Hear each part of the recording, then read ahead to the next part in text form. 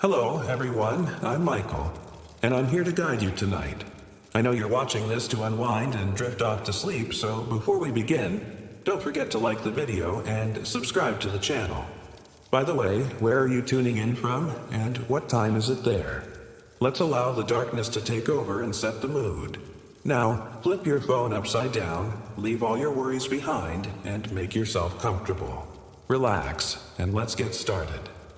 The road to Blackwood Manor twisted like an uncertain heartbeat, each curve flanked by dense forests whose gnarled branches reached out as if to snatch passers-by. Emma and Daniel sat in silence as their car rolled through the fog-drenched countryside. It was their first trip together, a romantic getaway, they had called it, yet neither could shake the creeping unease that had taken root the moment they chose Blackwood Manor. Emma's hand trembles as she adjusts her seatbelt, her fingers brushing against Daniel's, who sits beside her, his face a mixture of excitement and apprehension. His palm is warm, comforting, though he too feels the weight of the moment, the foreboding silence between them filling the space. "Are you sure about this?" Emma's voice breaks the silence, barely above a whisper. She keeps her eyes fixed on the mansion ahead, its silhouette now casting an eerie shadow against the moonlit sky. The wind stirs, sending a chill through the air. Daniel glances over at her, his eyes soft yet filled with uncertainty. He gently takes her hand, intertwining his fingers with hers, offering a silent reassurance. "I'm sure," he says, though his voice trembles just slightly. "We're in this together, Em. We'll be fine." She nods, but the doubts linger. A mixture of excitement and fear swirls inside her chest, her heart thumping loudly. The manor has a reputation. Whispers about its haunted past, rumors of restless spirits that never found peace, but despite the stories, there's something magnetic about the place, something that pulls them both closer, something unspoken between them, something that neither can yet put into words. As the car comes to a stop in front of the massive wooden doors, the night feels colder, the wind carrying with it the scent of earth and decay. They sit there for a moment, the world outside eerily quiet. Emma feels the hairs on the back of her neck stand on end. The silence is heavy, unnerving. "Are we really doing this?" Emma whispers, her voice trembling. Daniel doesn't respond at first. He simply looks at her, his eyes reflecting the same hesitation she feels. Then, after a beat, he smiles softly, a reassuring smile, though there's something uncertain in his gaze. "We are," he says gently. "Together." And then, as if by instinct, they both step out of the car, their feet crunching softly on the gravel driveway. The sound echoes in the stillness, loud and jarring. The mansion before them feels alive, like it's watching, waiting.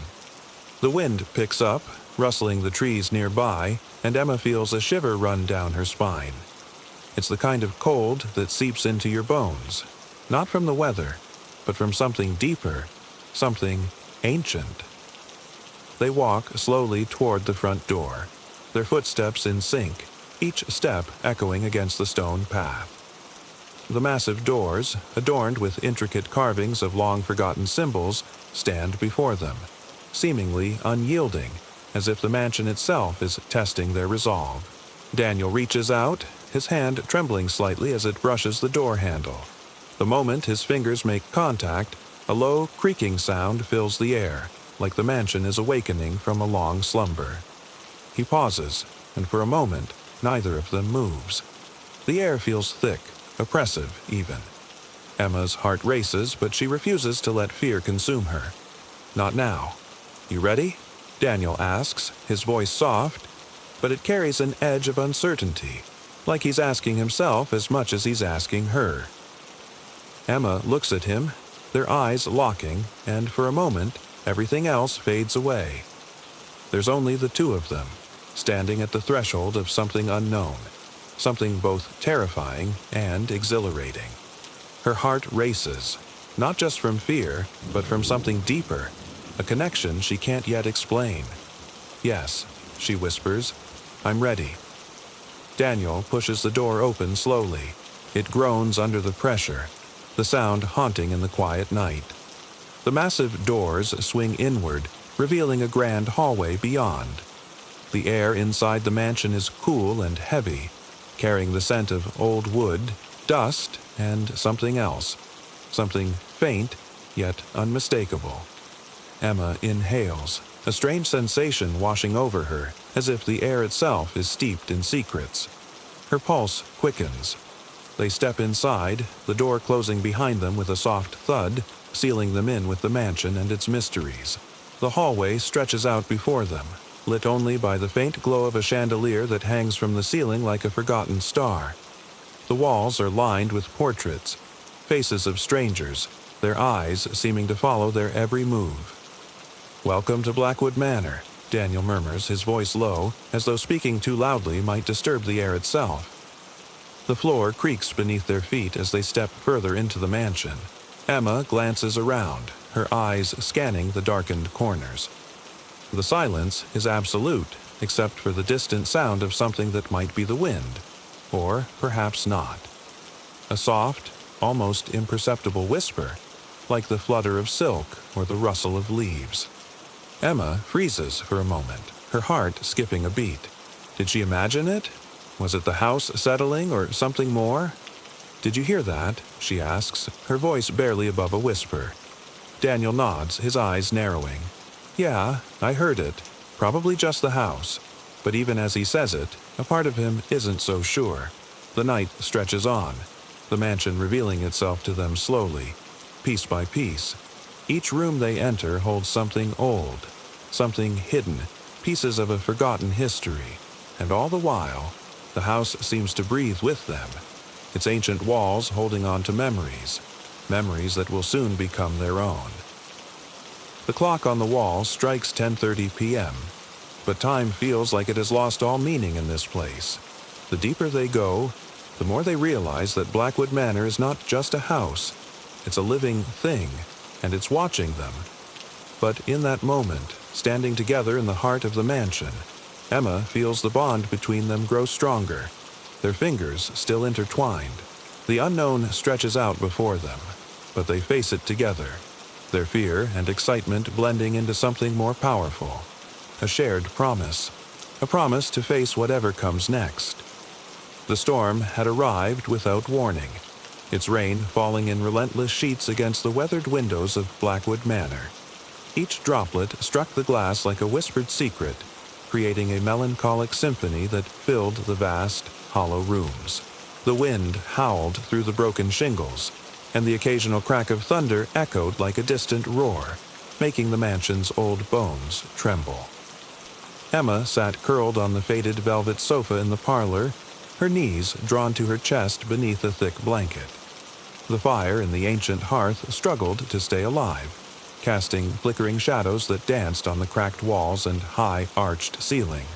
Lightning flared, illuminating the intricate carvings of the room's wood paneling, the delicate roses and vines now dulled and warped by time.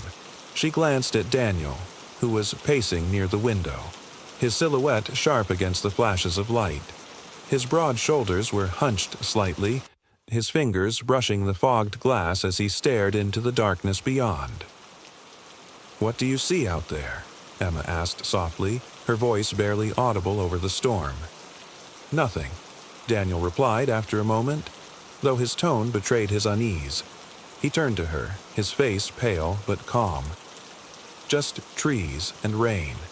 It's probably nothing." "Probably," Emma echoed, though she couldn't shake the tingling sensation on her skin, as if unseen eyes were watching from the shadows.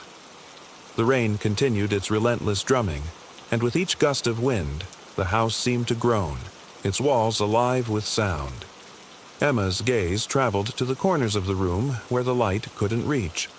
The darkness there felt deeper, thicker, as if it held secrets the mansion didn't want to reveal. "Do you hear it?" she asked suddenly, her voice trembling. "Hear what?" Daniel stopped mid-step, his head tilting as he listened. "The whispers," she said, her breath hitching. "It's like voices, but too soft to make out." Daniel shook his head, his brow furrowed. "It's just the wind," he said, though his words sounded more like an attempt to reassure himself than her. The fire flickered, a sudden gust of cold air sweeping through the room. Emma shivered, pulling the blanket tighter around her. "It's colder," she whispered. Before Daniel could respond, a deafening crack of lightning split the sky, illuminating the room in stark, ghostly light. For a moment, Emma thought she saw something. A figure in the doorway, tall and still, its face hidden in the shadows. She gasped, clutching at Daniel's arm. "Did you see that?" He turned quickly, his eyes scanning the doorway. "See what?" "There was someone there," she insisted, her voice rising in panic. "I swear I saw someone." Daniel moved to the doorway, his steps cautious. The light of his flashlight cut through the dark hall beyond, revealing nothing but empty space and peeling wallpaper. He lingered for a moment, his breath visible in the sudden chill, before turning back to her. "There's no one," he said, though his voice was softer now, uncertain. "The storm's just playing tricks on us." Emma didn't respond, her eyes fixed on the doorway as if expecting the figure to return. The air felt heavier, oppressive, as though the mansion itself was holding its breath. Another flash of lightning lit the room, and this time the shadows seemed to ripple, shifting with a life of their own. Emma stood abruptly, her heart racing. "I can't stay in here," she said, her voice shaking. Daniel nodded, taking her hand. "Let's go upstairs. Maybe we'll feel safer in the bedroom." They moved quickly, their footsteps echoing against the creaking floorboards. The stairs groaned under their weight, and Emma clung to the banister, her pulse hammering in her ears. As they reached the landing, the storm seemed to grow louder, the wind rattling the windows like a desperate plea to be let in. The bedroom was no less unsettling. The four-poster bed was draped in moth-eaten curtains, and the faint scent of lavender lingered in the air, though there were no flowers to be seen. Daniel lit a few candles, their soft glow barely penetrating the gloom. Emma sat on the edge of the bed, her arms wrapped around herself. "Do you think this place is haunted?" she asked, her voice barely above a whisper. Daniel hesitated, his gaze fixed on the rain-streaked window. "I don't know," he admitted finally, "but it feels wrong." The words hung in the air, heavy and foreboding. A sudden knock echoed through the room, sharp and deliberate. Emma froze, her eyes wide with fear. What was that? Daniel stood slowly, his body tense. The knock came again, louder this time, as if demanding to be acknowledged. He moved to the door, his hand trembling as he reached for the handle. "Daniel, don't," Emma pleaded, her voice breaking. But he opened the door anyway. The hallway beyond was empty, the shadows stretching endlessly in both directions. The air was colder now, biting at his skin. He stepped back, closing the door firmly, his expression grim. "There's nothing out there," he said, though the fear in his eyes told a different story. They sat together on the bed, their hands clasped tightly, waiting as the storm raged on. The whispers returned, faint but insistent, weaving through the sound of the rain. Emma pressed her face against Daniel's shoulder, her tears silent as the mansion seemed to close in around them. And somewhere in the distance, almost drowned out by the storm, came the faint sound of footsteps, steady and deliberate, moving closer with every passing moment. The rain continued to fall, the night refusing to release its grip. 3. First encounter with spectral silence. The heavy oak doors of Blackwood Manor creaked open, their mournful groan echoing into the stillness beyond. Emma and Daniel stepped inside, the sound of their hesitant footsteps swallowed by the vast, shadow-filled foyer. The air was thick, heavy with the scent of age and abandonment, carrying faint whispers of decay. Dust hung in the air like a veil, drifting lazily in the pale moonlight that seeped through the stained glass windows. Emma instinctively reached for Daniel's arm, her grip firm, seeking reassurance in the vast, unfamiliar space. His arm moved around her waist protectively, pulling her closer as they stood together at the threshold. The silence was oppressive, Not the calm, peaceful kind, but a silence that felt alive, pregnant with something unseen, lurking just beyond their senses. The furniture, cloaked in sheets that had yellowed with time, stood like ghostly sentinels, their shapes suggesting a grandeur long since faded. A grand chandelier loomed above them, its crystals dim and dusty, yet it seemed to hold the memory of its former brilliance. "Are you okay?" Daniel asked, his voice soft, almost a whisper, as if speaking too loudly would disturb the fragile stillness around them. Emma nodded, though her heart was pounding in her chest. "It's just so quiet," she murmured, "like the house is waiting for something." The words sent a shiver through both of them. Daniel tightened his hold on her, his protective instinct sharpening. "It's just an old house," he said, though his voice wavered slightly. "Come on, let's look around." They moved further into the foyer, their footsteps muffled by a threadbare carpet that stretched across the floor.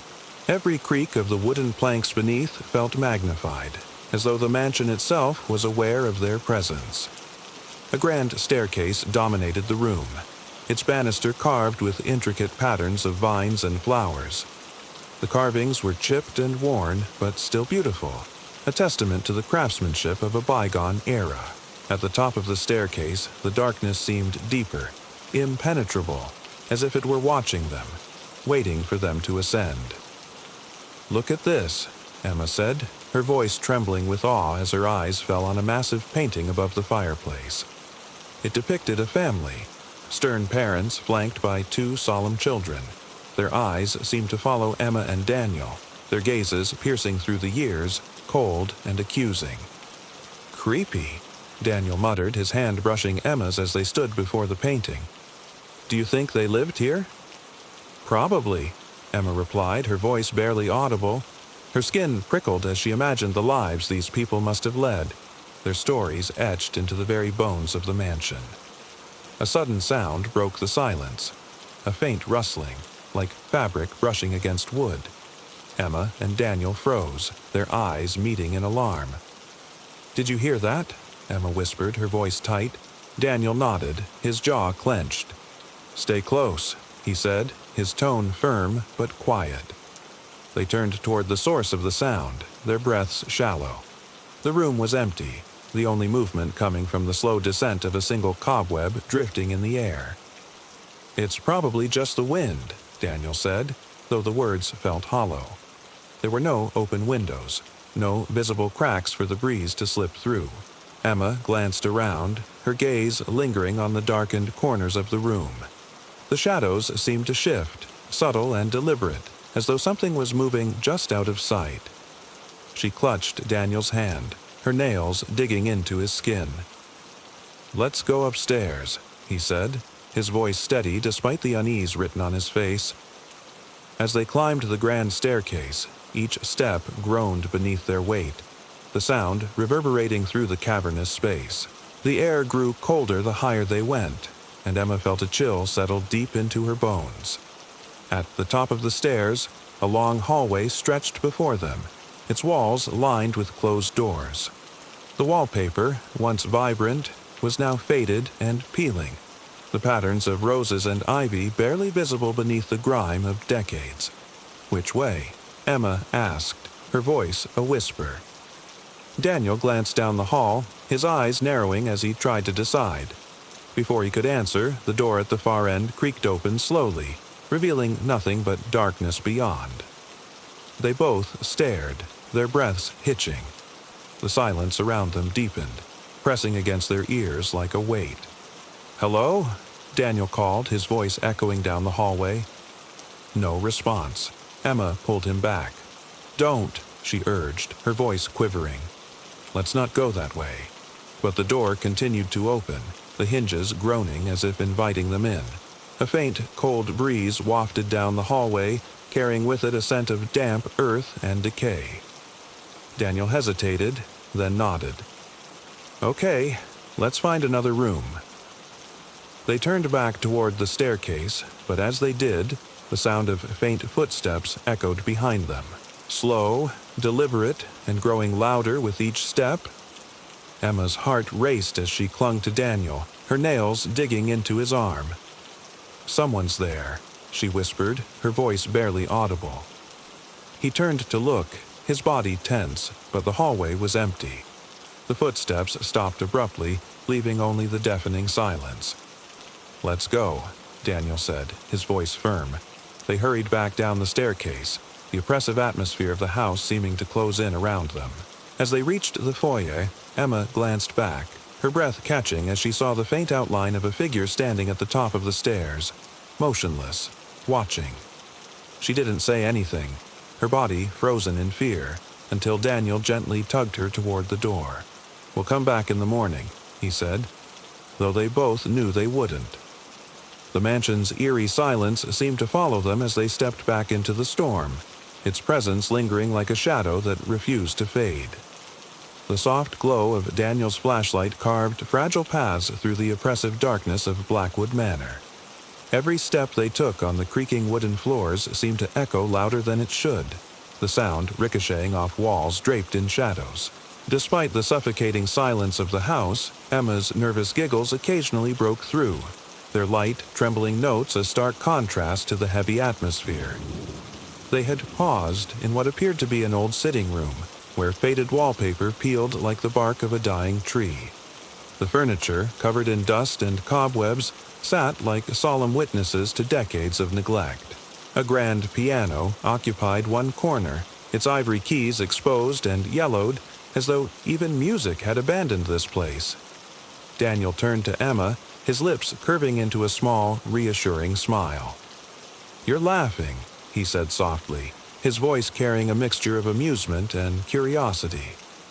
Emma clasped her hands together, her cheeks flushed. "I'm sorry," she murmured, her voice catching in her throat. I don't know why I'm laughing. It's just, everything feels so overwhelming. Like if I don't laugh, I'll scream." He stepped closer, the dim light catching the warmth in his eyes. "I think I prefer the laughter," he said, his tone teasing yet gentle. Emma glanced up at him, their faces only inches apart. She quickly looked away, her heart hammering against her ribs. The vulnerability of being so near to him, combined with the eerie surroundings, made her pulse race. Her laughter bubbled up again, softer this time, like the hesitant notes of a lullaby. "You're nervous," Daniel observed, his hand brushing hers. "Aren't you?" Emma countered, stealing a quick glance at him. He hesitated, his gaze lingering on the shadows pooling in the far corner of the room. "I am," he admitted, "but having you here makes it easier." Emma bit her lip, her shyness surfacing in the form of a small smile she tried to hide. She tucked a strand of hair behind her ear, her eyes darting to the piano. "Do you think it still works?" she asked, changing the subject in an attempt to steady her nerves. Daniel chuckled, the sound low and comforting. "Only one way to find out." They approached the piano together, their footsteps careful as the floorboards creaked beneath them. Emma ran her fingers over the keys, leaving trails in the thick layer of dust. She hesitated before pressing one. The note that emerged was low and haunting, its echo reverberating through the room. She pulled her hand back quickly, her giggle returning, this time tinged with embarrassment. "That was unsettling," she said, her voice trembling slightly. Daniel leaned against the piano, his closeness sending a wave of warmth through her despite the chill in the room. "Unsettling," he repeated, his tone light. "This whole place is unsettling." Emma nodded, her laughter fading as she stared at the shadows. "Do you think we're alone?" she asked, her voice barely audible. Daniel straightened, his expression growing serious. "What do you mean?" "I don't know," she said quickly, shaking her head. It feels like something's watching us." Daniel's eyes followed hers, scanning the corners of the room. "It's an old house," he said after a moment. "It's bound to feel strange." But his words didn't soothe her. The weight of the mansion's silence pressed down on her, thick and suffocating, as though the very walls were holding their breath. Suddenly, a faint noise broke the stillness, a soft, rhythmic tapping, like fingers drumming on wood. Emma froze, her eyes widening. "Did you hear that?" she whispered, clutching Daniel's arm. "I heard it," he said, his voice low. He swung the flashlight toward the source of the sound, its beam trembling slightly. The tapping stopped, leaving only the sound of their shallow breaths. Emma's grip tightened, her body leaning into Daniel's for support. "It's probably nothing," Daniel said, though his tone lacked conviction. "Old houses make noises, remember?" Emma nodded, though her gaze remained fixed on the shadows. "Right. Nothing," she repeated, her voice shaky. But as they turned to leave the room, the tapping resumed, louder this time. Emma's giggle broke through again, high-pitched and nervous, the sound almost unnatural. Daniel glanced at her, concern etched into his features. "Emma!" "I'm fine," she interrupted quickly, though her trembling hands betrayed her. "It's just, this place gets under your skin, doesn't it?" He placed a reassuring hand on her back, guiding her toward the doorway. "We'll be fine," he said softly. "We're together." Emma nodded, stealing another glance at him. Despite the fear clawing at her chest, she couldn't help but feel comforted by his presence. Their shared vulnerability, the way his protectiveness wrapped around her like a shield, made her feel safer than she thought possible in such a place. As they stepped into the hallway, the sound of faint laughter echoed from somewhere deep within the mansion. It wasn't Emma's laughter. It was distant, hollow, and cold. Emma stopped, her hand flying to her mouth. "Did you hear that?" she asked, her voice barely audible. Daniel nodded slowly, his face pale. "I heard it." They stood there for a moment, their breaths shallow, their eyes scanning the darkness. The mansion seemed to hold its secrets close, each creak and whisper a reminder of its presence. Finally, Daniel took her hand, his fingers intertwining with hers. "Let's keep moving," he said, his voice firm despite the fear flickering in his eyes. Emma followed, her laughter silenced, replaced by the pounding of her heart. The shadows seemed to stretch and shift as they walked, but she kept her focus on Daniel, drawing strength from the quiet determination in his stride. Together, they ventured deeper into the mansion, their shared vulnerability a fragile yet unbreakable bond. The silence around them felt spectral, alive, but for now they had each other, and that was enough to keep going. The door groaned as Daniel pushed it open, revealing a cavernous library bathed in muted twilight.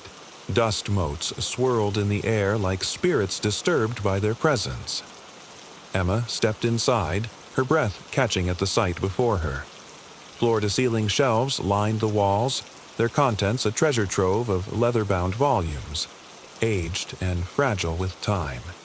The faint scent of old paper and aged leather filled the air, mingling with the ever-present chill of Blackwood Manor. "It's beautiful," Emma whispered, her voice barely audible. Daniel nodded, his eyes scanning the room. "It feels untouched," he said, "like it's been waiting for someone to come." Emma moved toward the nearest shelf, her fingers hovering over the spines of the books.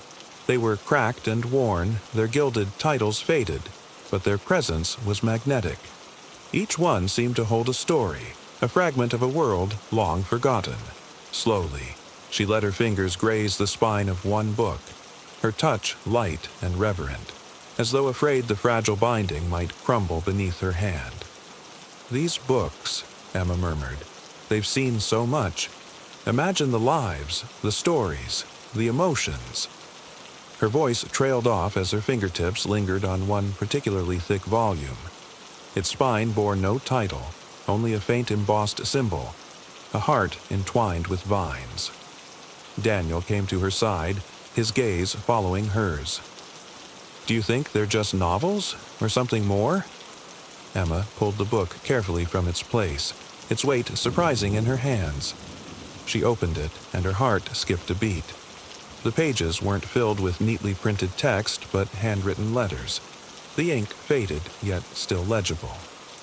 "Love letters," she said softly, her voice tinged with awe.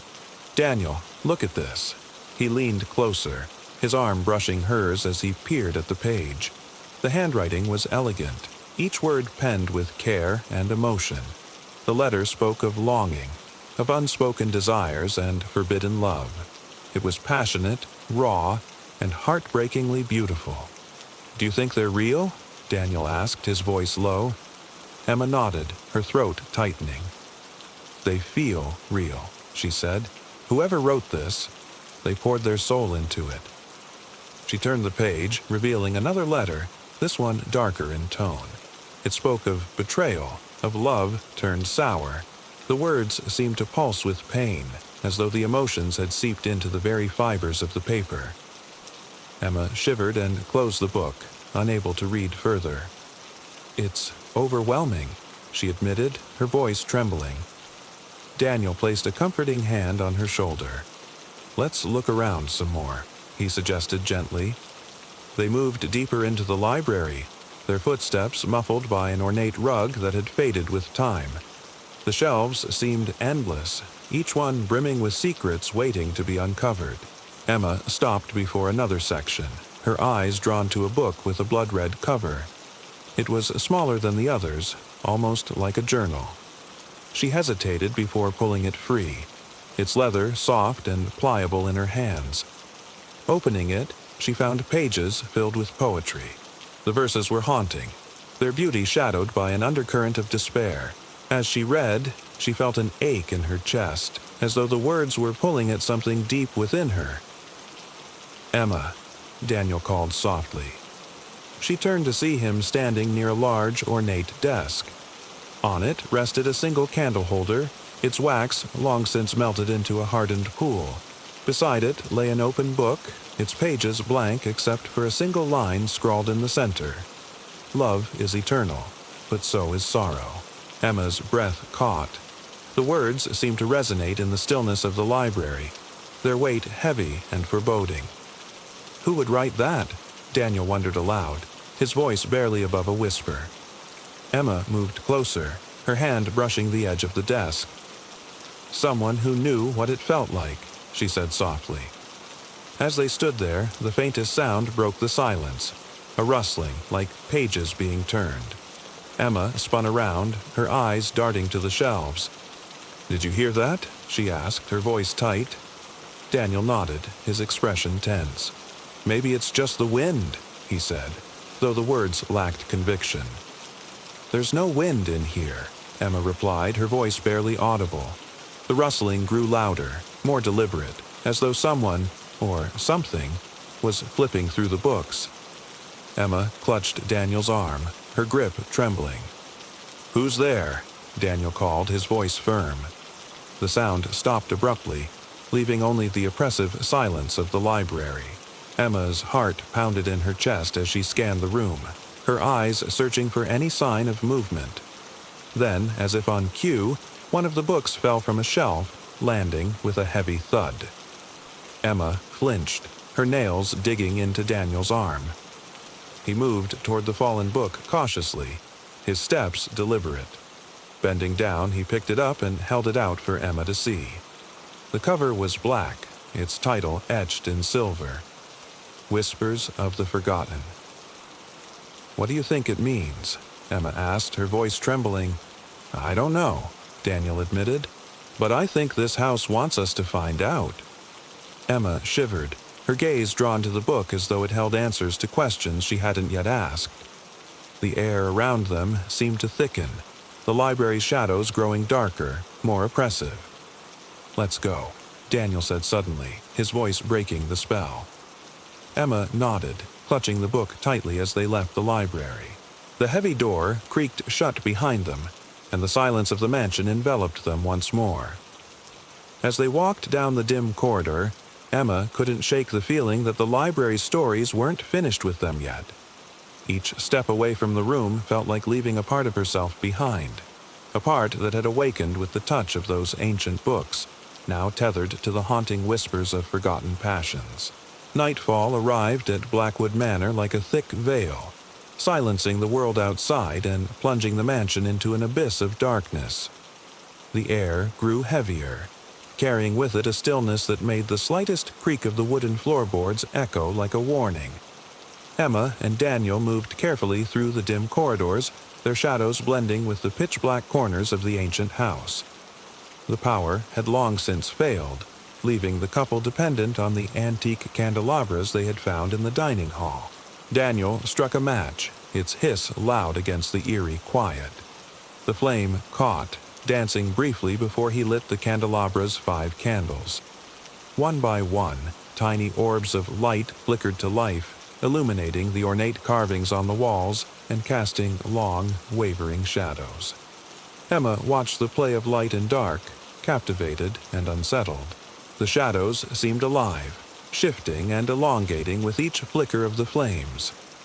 "It's beautiful," she said softly, though her voice wavered.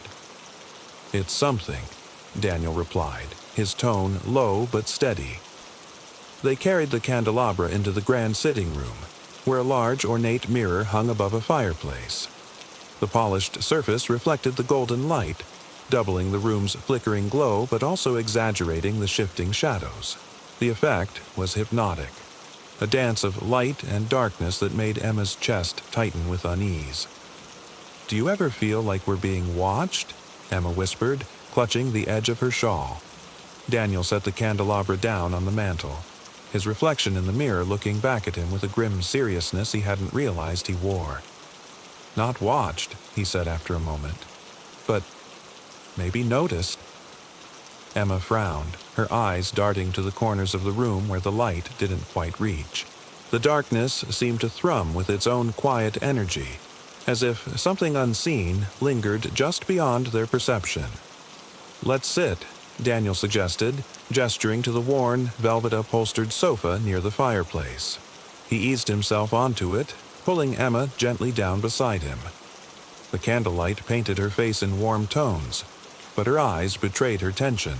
She looked at him, her lips curving into a faint smile that didn't quite reach her eyes. "Tell me something," she said.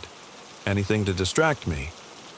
Daniel hesitated, then reached for her hand, his fingers threading through hers. "Do you remember our first date?" he asked, his voice softening.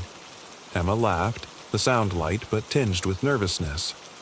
"How could I forget? You spilled coffee all over my scarf trying to impress me." He chuckled, the memory cutting through the oppressive atmosphere like a ray of sunlight. "And you didn't even get mad. I knew then that you were special."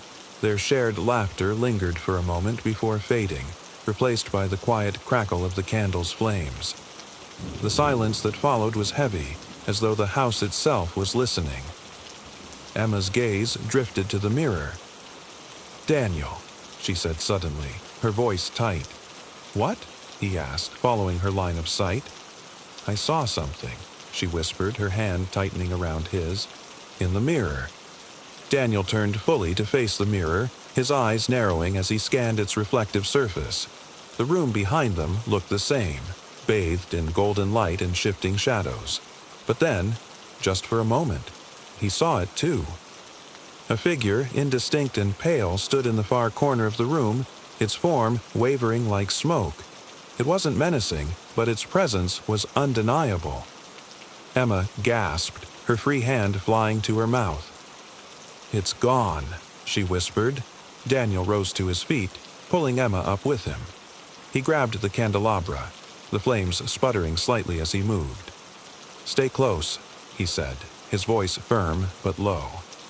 They approached the corner where the figure had appeared, their movements slow and deliberate. The light revealed nothing but an old, tattered curtain covering a tall window. The fabric swayed slightly, though there was no breeze to move it. "Maybe it was just a trick of the light," Daniel said, though his voice lacked conviction. Emma shook her head, her eyes wide. "No, it was there. I know what I saw." A sudden noise made them both jump, a faint melodic sound like a music box playing in the distance. The tune was soft and haunting, carrying with it a bittersweet sense of longing. "Where is that coming from?" Emma asked, her voice trembling. Daniel looked around, his grip tightening on the candelabra. "It sounds like upstairs." Emma hesitated, her instincts screaming at her to stay where they were. But something about the melody drew her in, like a thread pulling at her soul. "We have to see," she said, surprising even herself with her determination. Together they climbed the grand staircase, the music growing louder with each step. The candelabra's light revealed portraits on the walls, stern-faced figures whose eyes seemed to follow them as they ascended. At the top of the stairs, the music stopped abruptly, plunging them into silence once more. Emma's breath hitched, and she looked at Daniel. "What now?" she whispered. Before he could answer, a door at the end of the hall creaked open. The candelabra's light barely reached its threshold, revealing only the edge of a worn carpet inside. Daniel took a step forward, his jaw set. "Stay behind me," he said. They approached the room cautiously, the air growing colder with each step. Inside, they found an old writing desk, its surface cluttered with yellowed papers and a small, ornate music box. Emma reached out to touch it, her fingers trembling. As soon as her hand brushed the box, its lid snapped shut, and the candles flickered violently. A whisper filled the air, soft but unmistakable. "Leave." The word sent chills racing down their spines. Daniel grabbed Emma's hand, pulling her back toward the door. The candelabra's flames dimmed as though the air itself was swallowing the light. "Let's go," he said firmly. They didn't look back as they hurried down the stairs, the oppressive weight of the house pressing against them. The candles burned brighter as they reached the sitting room, their warmth a fragile comfort against the lingering cold. Emma sank onto the sofa, her breath ragged. "What was that?" she asked, her voice barely above a whisper. Daniel shook his head, his expression grim. "I don't know," he said, "but I think we've overstayed our welcome." The candelabra's flames steadied, their golden light once again transforming the room into a dance of shadows. But this time, the darkness felt heavier, as if it had been stirred awake by their presence. And somewhere in the house, faint but unmistakable, the melody of the music box began to play again. The air in Blackwood Manor seemed heavier now, laden with a peculiar stillness. Emma and Daniel wandered the dimly lit corridors, their footsteps muffled by the threadbare rugs beneath them. It wasn't silence that filled the space, it was something deeper, more profound. A presence, intangible yet undeniable, stirred within the mansion's very walls. As they walked, a faint sound stopped Emma in her tracks. It wasn't a noise one could pinpoint, but a whisper, a barely audible murmur, like wind brushing against the fabric of time. "Did you hear that?" Emma's voice trembled as she glanced at Daniel. He stopped beside her, his brow furrowed. "Hear what?" Emma held up a hand, signaling for him to listen. For a moment, there was nothing but the faint creaks of the old house settling. Then, softly, it came again. A whisper, delicate and fleeting, like a secret being shared just out of reach. "It's voices," Emma whispered, her eyes wide. Daniel's protective instincts flared. He stepped closer to her, wrapping an arm around her shoulders. "Maybe it's the wind," he offered, though the uncertainty in his tone betrayed his own unease. The whispers grew clearer as they ventured deeper into the hall. Emma's pulse quickened, her breaths shallow. It was as though the house itself was speaking, its stories trapped in the ether, yearning to be heard. "Look," Emma said, pointing to a faint light spilling from beneath a door at the end of the corridor. The door was slightly ajar, its surface adorned with intricate carvings of entwined roses. Daniel hesitated, his hand lingering near the ornate brass handle before he pushed it open. Inside was a parlor, dimly illuminated by the flicker of a fireplace that should not have been lit. The air was warmer here, carrying a strange mix of lavender and something metallic, like aged iron. Emma stepped inside first, her eyes drawn to the room's centerpiece, a grand piano, its surface polished to a mirror-like sheen despite the decay surrounding it. The whispers intensified, almost melodic now, as though carried on the strains of a forgotten symphony. Emma moved toward the piano, her fingers trembling as she reached for the keys. The moment her fingertips brushed against them, a single note rang out, pure and mournful. Emma jerked her hand back, startled. "I didn't press it," she said, looking to Daniel. "I saw," he replied, his voice low. Before either could say another word, the whispers coalesced, forming distinct words that lingered in the air like smoke. Forever. Bound. Never free. Emma's hand flew to her mouth as the fire flickered violently, casting shifting shadows on the walls. The atmosphere grew colder, the warmth of the fire unable to chase away the creeping chill that settled in their bones. "Let's leave," Daniel said, his voice firm. But Emma couldn't move. Her gaze was fixed on a mirror hanging above the fireplace. Its ornate golden frame seemed to pulse with energy, and within the glass, she saw not her reflection, but a fleeting image of two figures, a man and a woman locked in a passionate embrace. The woman's face was strikingly beautiful, but her eyes held an ocean of sorrow. The man's expression mirrored hers, filled with longing and despair. As Emma watched, the image dissolved, replaced by her own wide-eyed reflection. "Emma," Daniel said sharply, gripping her arm, "come on." She blinked, the spell breaking. With a shaky nod, she allowed Daniel to guide her out of the parlor and back into the corridor. The door creaked shut behind them, the whispers fading into silence once more. As they walked, Emma couldn't shake the feeling of being watched. The walls seemed to breathe, their surface rippling with the weight of unseen emotions. She stopped suddenly, her hand brushing against a faded tapestry depicting a pair of lovers entwined beneath a full moon. "Daniel," she said, her voice barely audible. "This place, it's alive with them, with their stories." He followed her gaze, his eyes softening. "You mean the lovers?"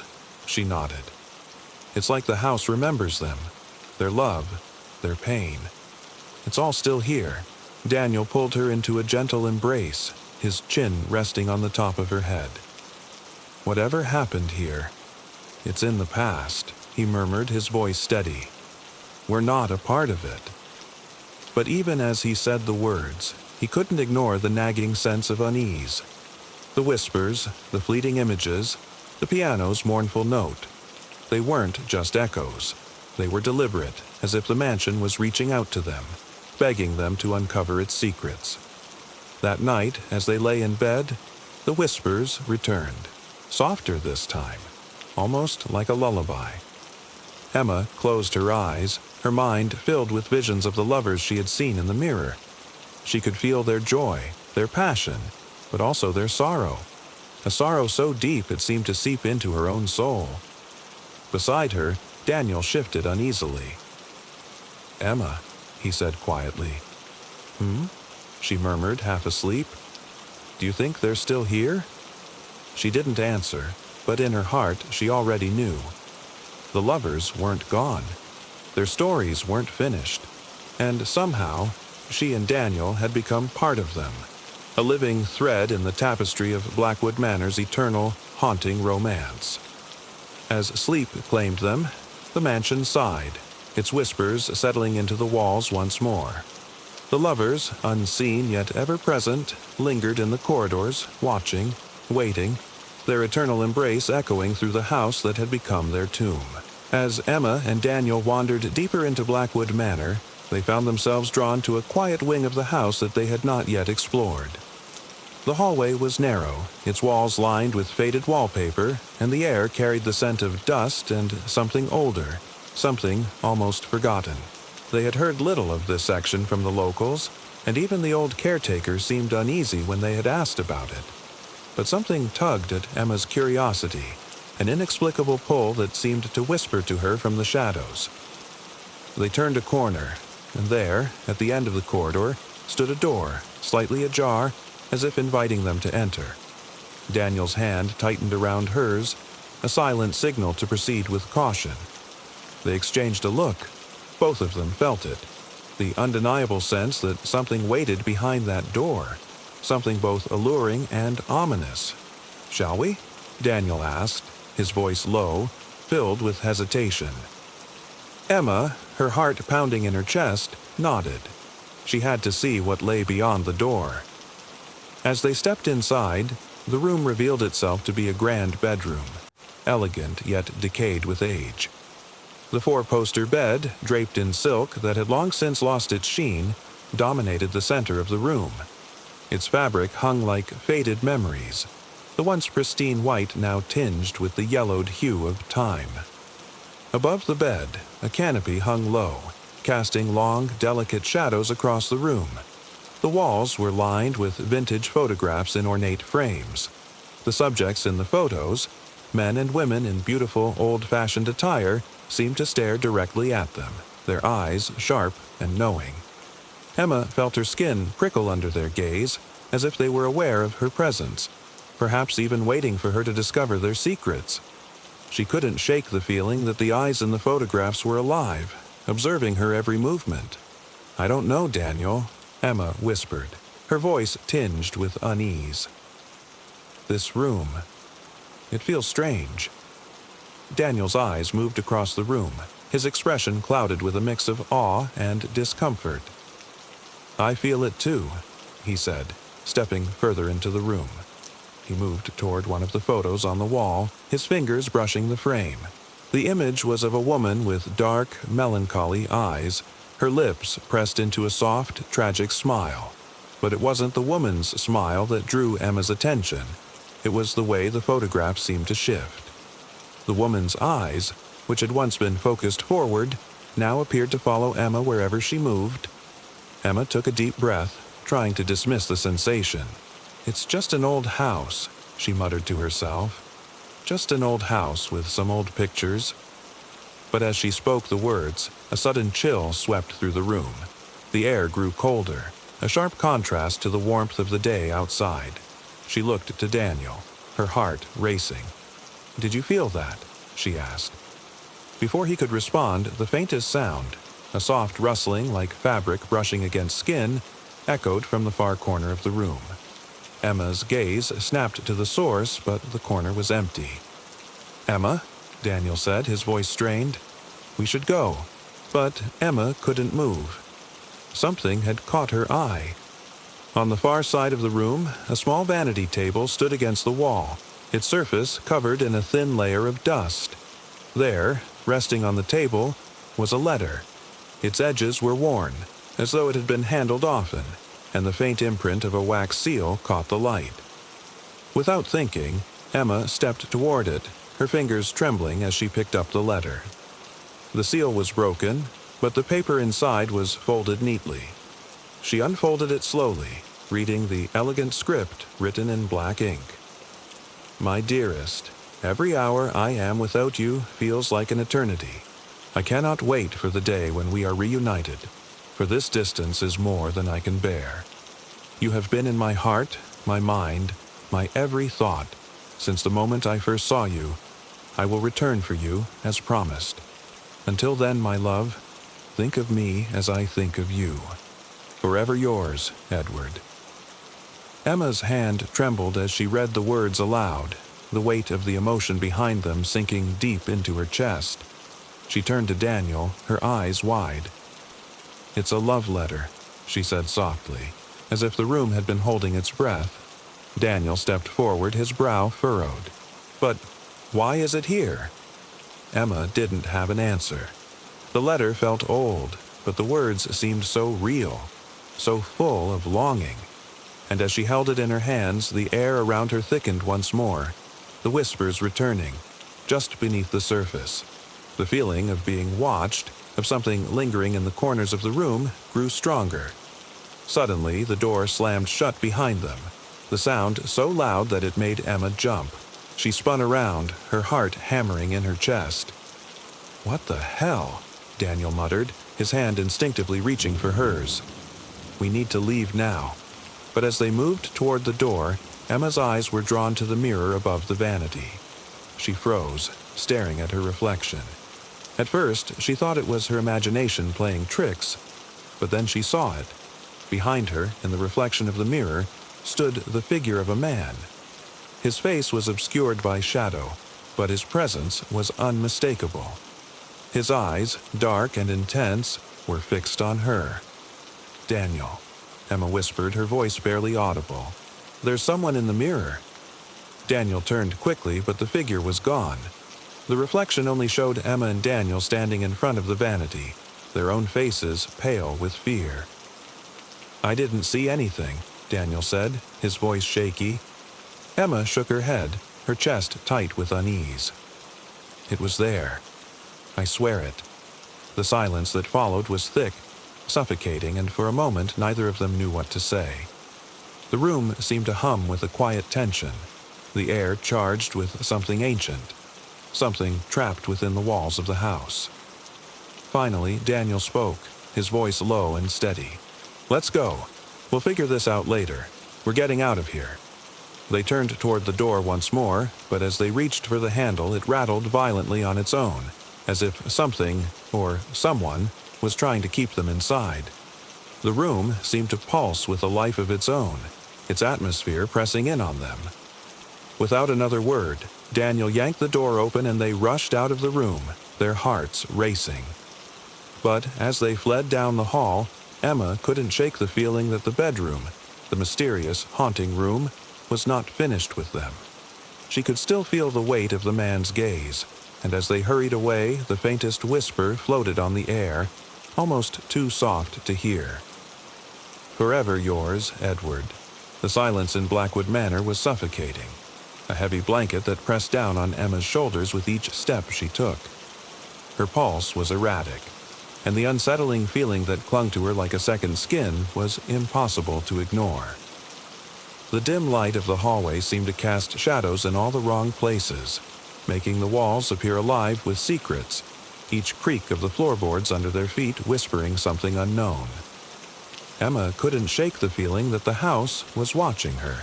The faintest rustle of curtains fluttering in the breeze sent a jolt through her. But it wasn't just fear that gripped her heart. It was something deeper, something tangled with excitement and vulnerability. Her chest was tight, her breath shallow as she tried to push away the overwhelming sensation that the house itself was alive, breathing in rhythm with her own. Daniel, ever perceptive, noticed the slight tremor in her hands as she reached for the banister. She was trying so hard to be brave, to hold it together, but the fear was unmistakable. He watched her for a moment, his heart aching as he took in the delicate way she held herself. Her posture was stiff, as if she were bracing for something unseen. Without a word, Daniel reached out, his fingers brushing against the back of her hand. The touch was gentle but grounding, a silent promise that he was there, that she wasn't alone in this. Emma turned to him, her eyes wide with a mixture of fear and something softer, something she wasn't quite ready to acknowledge. He saw it in the way her gaze softened as she met his eyes, the tension in her face momentarily easing. But the fear was still there, lurking just beneath the surface. "Emma," Daniel's voice was low, filled with concern. "You're shaking. You don't have to pretend you're okay." She blinked, trying to swallow the lump in her throat. She hadn't realized how much she was trembling until now. The rush of emotions she had been pushing aside, fear, excitement, and something else she couldn't name, were finally surfacing. She opened her mouth to speak, but found her voice lost in the weight of it all. Instead of words, she stepped closer to him, seeking the warmth of his presence. She didn't know why she was so drawn to him in this moment, why she needed him so desperately. But she did. The vulnerability in her was raw, unguarded, and she didn't want to face it alone. Daniel didn't hesitate. He wrapped his arm around her, pulling her into his chest. She felt the steady beat of his heart beneath her ear, a rhythmic sound that brought a sense of calm, though only for a moment. She closed her eyes, her hands clutching the fabric of his shirt as if it were the only thing keeping her grounded. The fear, the whispers of the house, seemed to fade just a little as she inhaled his scent, the familiarity of him offering a temporary escape from the chaos in her mind. "I've got you," Daniel whispered, his breath warm against the top of her head. "Whatever this is, we'll get through it together. I promise." His words, though simple, were like a balm to her frayed nerves. Emma's chest tightened in a mixture of gratitude and sorrow, but she didn't pull away. Instead, she nestled closer, her body seeking the safety in his arms. The tremors in her body gradually slowed, but they didn't entirely disappear. The house, with its eerie atmosphere, still hung around them, like a presence they couldn't quite shake. For a long moment, neither of them spoke. The only sounds in the room were the soft ticking of a distant clock and the quiet murmur of their own breathing. Emma's mind wandered, her thoughts tumbling over one another. She couldn't explain it. Why this place seemed to affect her so deeply. Why every corner of Blackwood Manor felt like a pull on her soul. But she knew one thing for certain. The house held something powerful and ancient that was drawing her in. The silence stretched, and Emma felt a faint stir of unease deep in her chest again. It wasn't fear, exactly, but a sensation that something was shifting just beyond the edges of her awareness. She pulled back slightly, looking up at Daniel, her face etched with a question she couldn't form into words. "I know," Daniel said, his voice soft but steady. "I feel it too. It's like the house. It's alive in a way, like it's waiting for something." Emma nodded, her throat tight. She wasn't the only one who felt it. The oppressive weight of the house, the whispers in the air, the subtle movements in the shadows, they were all real. She hadn't imagined them. But it wasn't just the house that made her feel this way. It was the vulnerability she felt in the presence of it all. The fear wasn't just of the unknown. It was the fear of being exposed, of letting go of the walls she had built around herself. In the dim light of Blackwood Manor, with the soft pulse of Daniel's heartbeat in her ear, Emma realized just how much she had kept hidden, even from herself. She wanted to fight it. She wanted to stand strong, to push away the terror creeping up her spine. But with Daniel's arms around her, she allowed herself to feel everything, to be vulnerable, to acknowledge the fear that had taken root in her heart. It was terrifying, but it was also freeing in a strange way. "I'm scared, Daniel," Emma whispered, her voice barely audible. His grip tightened around her, a silent acknowledgement of her fear. "It's okay to be scared. I'm here. We'll face this together." For a long time, they stood there, wrapped in each other's embrace, the world outside Blackwood Manor forgotten. Emma could feel the house, still watching them, still waiting for something. But in this moment, she knew she wasn't alone. She had Daniel, and together, they would face whatever haunted this place. Her trembling, once so sharp and uncontrollable, had quieted into a soft shiver, a subtle reminder that she was human, fragile, but not broken. And as Daniel held her, she realized something else. This vulnerability, though terrifying, was a bond. It was what connected them, what made them stronger than the house, than the shadows that lingered in the corners. And in that moment, amidst the eerie silence of Blackwood Manor, Emma allowed herself to breathe. She wasn't just a visitor in this haunted place. She was part of it now, part of its stories, part of its shadows. And with Daniel by her side, she would navigate the darkness no matter what it held. Together. The old manor had an undeniable air of mystery about it, one that grew heavier with each passing hour. Every corner of Blackwood Manor seemed to hold a secret, a whisper, a sigh of something that had once been. As the night wore on, Emma and Daniel found themselves in a quiet, forgotten corner of the house, an area that seemed untouched by time. There, hidden beneath a layer of dust on an ancient wooden shelf, they discovered something that made their hearts skip a beat. An old journal. Its leather cover was cracked, worn from years of neglect.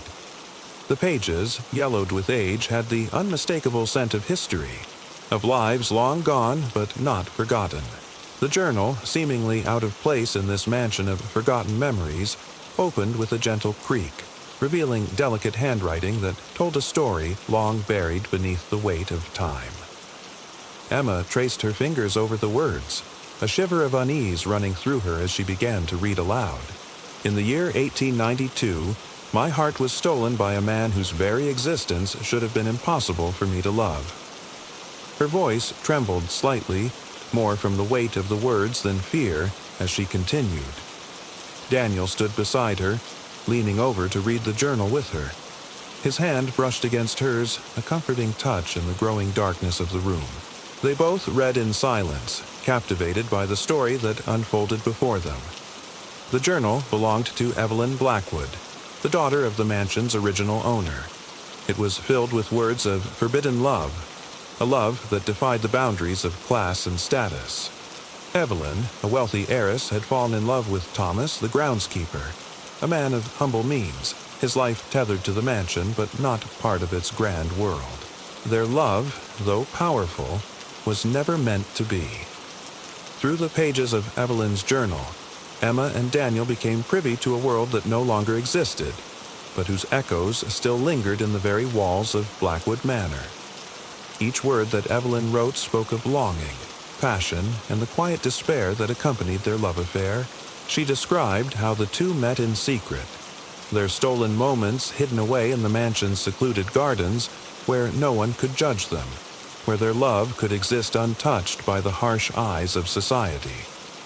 Despite the challenges, Evelyn and Thomas had dreamed of a future together, but the harsh realities of the world they lived in soon began to tear them apart.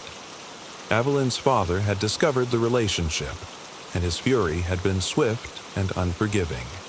Their love, so pure and so undeniable, had no place in the world of the rich and powerful. The night he left was the last I saw of him. Evelyn's words echoed in Emma's mind. They told me he had gone, that he had taken his life into his own hands. But I know the truth. He was taken from me, taken by the world that could not allow us to be together. The journal detailed Evelyn's heartbreak, her pain at losing the one person who had truly understood her. In the pages that followed, there was an overwhelming sense of loss, of a love that could never be. The love between Evelyn and Thomas had been destroyed, not by their own hands, but by forces far greater than their love could overcome. But the most chilling part of the journal was the final entry, written in a scrawl that seemed almost frantic, as if Evelyn had been losing her grip on reality in her grief. "I will not let him go," the words said. "I will find him. I will bring him back, no matter the cost." The last page was smeared with ink, as if Evelyn had been overcome with emotion while writing. Emma's heart pounded as she finished reading. Evelyn believed that she could summon Thomas, that she could bring him back from the dead. The cold shiver ran down her spine, the hairs on the back of her neck standing on end. She looked up at Daniel, her voice barely a whisper. Do you think this place could still hold them? Their spirits? The house? It feels like it's alive, like it's holding on to them." Daniel glanced around, his eyes scanning the dim, dust-filled room. The air felt thick, heavy with a presence that wasn't entirely natural. "I don't know," he murmured, "but it's hard to ignore the feeling that we're not the only ones here." As if on cue, a low creak echoed from the floorboards above them, a sound that sent a chill through Emma's body. It wasn't the wind. There was no breeze to move the air, and the house was still, silent, save for the unsettling sounds that seemed to come from nowhere. The room suddenly felt smaller, the shadows pressing in around them, thick and oppressive. Emma's grip tightened on the journal as she looked around nervously, her breath catching in her throat. "We shouldn't be here," she whispered, the thought forming in her mind before the words even left her lips. Daniel placed a hand on her shoulder, his voice gentle but firm. "It's just the house. It's old, and it creaks. There's no need to be scared." But even he didn't sound entirely convincing, and Emma could hear the uncertainty in his voice. The feeling of being watched, of something lingering just out of sight, was undeniable. It was as though Evelyn's and Thomas's love, fierce, tragic, and ultimately doomed, had woven itself into the very fabric of Blackwood Manor. Their love had left an indelible mark on the house, an energy that could never be erased, no matter how many years had passed. The journal slipped from Emma's fingers, falling to the ground with a soft thud. For a brief moment, the silence was suffocating, the weight of the past pressing in on them both. And then, without warning, a faint whisper seemed to fill the air. "I'm still here," the voice seemed to say, so quiet and soft that Emma wasn't sure if she had heard it at all. But the way Daniel's face went pale told her she wasn't imagining things. Together, they stood in the dim light of the forgotten room, the journal lying between them like a bridge to the past, a past that had not let go, a past that was still very much alive in the house around them. Emma could feel the presence of Evelyn and Thomas, their tragic love story lingering in the air, binding them to the mansion forever. And as the house seemed to whisper around them, they realized that Blackwood Manor would never truly let them go. The clock on the wall ticked steadily toward midnight, its rhythmic sound growing louder as the house seemed to hold its breath. The air in Blackwood Manor had changed. It wasn't just the chill that crept through the walls, or the occasional creak of floorboards beneath their feet. There was something deeper, something unspoken, that vibrated through the mansion's ancient bones. Emma and Daniel sat together by the fire in the drawing room, the soft glow of the flames casting flickering shadows across the walls. The room, once grand, now felt more like a tomb, filled with relics of a forgotten time. The portraits that lined the walls, the dusty furniture, all seemed to whisper of things long past. And yet, there was an energy in the air tonight, something that neither of them could explain. Emma pulled her shawl tighter around her shoulders, trying to shake off the feeling that they weren't alone. The shadows seemed to move of their own accord, stretching and retreating as the fire crackled. She glanced at Daniel, her eyes betraying the unease she tried to hide. He offered her a reassuring smile, but his own gaze was distant, troubled. He was aware of it, too. The shift in the atmosphere, the subtle pull toward something unknown. A soft wind howled outside, rattling the old windows, but it was the faint sound of footsteps that truly caught Emma's attention. Her heart skipped a beat, and she turned toward Daniel, who had already stood up, his expression tense. The footsteps were faint but distinct, as if someone were walking through the hall outside the room. Slowly, almost instinctively, they both rose to their feet, moving toward the door. Emma reached for Daniel's hand, her fingers trembling as they gripped his. The warmth of his touch did little to calm the rising unease in her chest. Together, they stepped out into the dark hallway. The old wood creaked under their weight as they moved cautiously down the corridor, the sound of their own footsteps swallowed by the oppressive silence that seemed to press in from every side. The mansion was vast.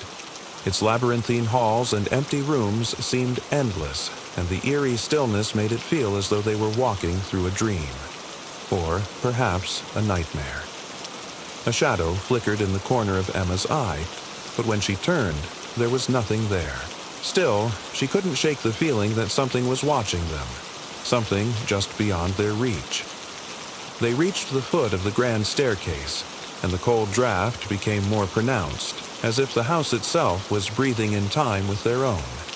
Suddenly, the faintest whisper touched Emma's ears. It was almost imperceptible, but she swore she heard her name, soft, like a breeze. "Emma," the voice seemed to say. Her heart pounded in her chest. She turned to Daniel, her eyes wide with fear. "Did you hear that?" She whispered, her voice barely audible. Daniel nodded, his jaw set with determination. "I heard it. Stay close." They began to climb the staircase, the air growing colder with each step.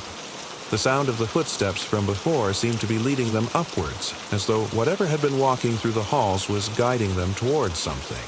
Emma's heart raced in her chest, each beat echoing in the silence that surrounded them. When they reached the second floor, the atmosphere shifted again. The air felt heavy, thick with memories that weren't their own. And then, as they moved past a door at the end of the hall, Emma froze. The door stood slightly ajar, as though someone had left it open just for them. Without a word, Daniel moved toward the door, his hand hovering over the handle, but something made him pause. The whispers seemed to grow louder, more distinct, and they were no longer just faint murmurs. They were voices. Voices from the past, trapped in the walls of the house. Emma stepped forward, her curiosity overpowering her fear. She pushed the door open, and the room beyond was bathed in moonlight, its features almost ethereal in the soft glow. It was a bedroom, but not just any bedroom.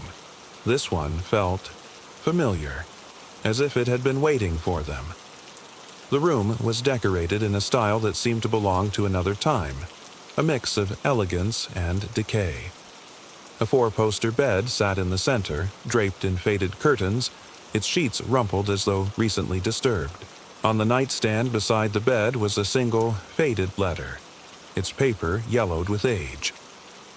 Emma's breath caught in her throat as she moved toward the letter, her fingers brushing against the delicate paper. She hesitated for a moment before unfolding it, her eyes scanning the elegant script that seemed to speak directly to her. My dearest, I will never forget the moments we shared in this room. The world may never understand our love, but I know in my heart that it was real. And though fate has torn us apart, I will wait for you in this place forever. Yours, always. And the letter was signed simply, E. Emma felt a chill wash over her, and a wave of emotion she couldn't explain surged within her. She turned to Daniel, her voice trembling. This was Evelyn's room. This is where she waited for Thomas. Daniel stepped closer, his brow furrowing as he took in the room. It feels like she's still here, he murmured. His voice held a note of awe, but there was fear there too. Emma stepped away from the letter, her eyes searching the room for something, anything that could explain the overwhelming sense of loss that filled the space. And then, just as she was about to speak again, something caught her eye. Movement near the window. A figure, barely visible in the shadows, stood at the far side of the room.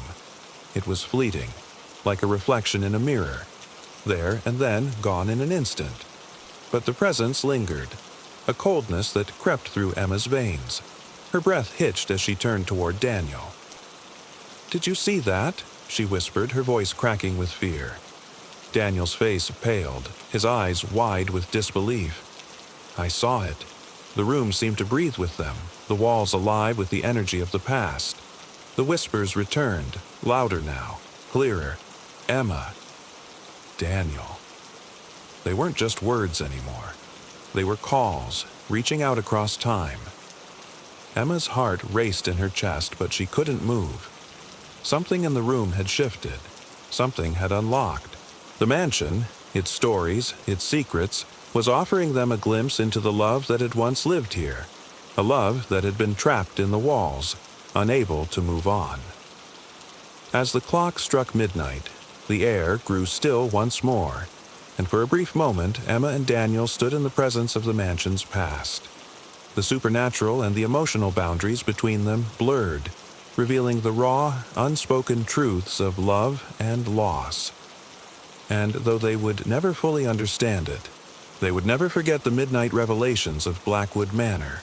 The mansion had slowly unfolded its secrets to Emma and Daniel, each room more mysterious than the last. They had ventured through darkened corridors, discovered hidden journals, and even stood in awe at the vast library that seemed to hold the echoes of countless lives. But as they wandered deeper into the heart of Blackwood Manor, it was the ballroom that stopped them in their tracks. A vast, forgotten space that whispered of elegance and melancholy. The doors opened to reveal a room of breathtaking grandeur, its beauty even more striking in the dim, flickering light. The walls were adorned with gold-framed mirrors, tarnished with age, reflecting faint outlines of forgotten faces. A magnificent chandelier hung from the ceiling, its crystal pendants glinting, though no light touched them. The floor beneath their feet, a smooth expanse of marble, seemed to stretch on endlessly, vanishing into the shadows at the far end of the room. The room felt alive, yet still, an uncanny balance between grandeur and decay. Emma's breath caught in her throat as she stepped inside, her gaze drawn to the eerie silence that hung thick in the air. There was a palpable sense of presence, as if the room itself were holding its breath. "It's beautiful," she whispered, her voice barely audible against the oppressive quiet. Daniel stood beside her, a protective hand resting lightly on her back. "It is," he agreed, his voice low, but there was a hint of unease in his tone.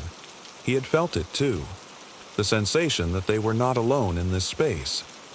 Without thinking, Emma moved further into the ballroom, her footsteps echoing in the silence. The faintest draft brushed past her, making the fine hairs on the back of her neck stand on end. As she wandered deeper, her feet seemed to guide her, instinctively moving toward the center of the room, where the marble floor gleamed like polished glass. She turned back to Daniel, but before she could speak, she froze. The room seemed to shift around them, a subtle, almost imperceptible change in the air.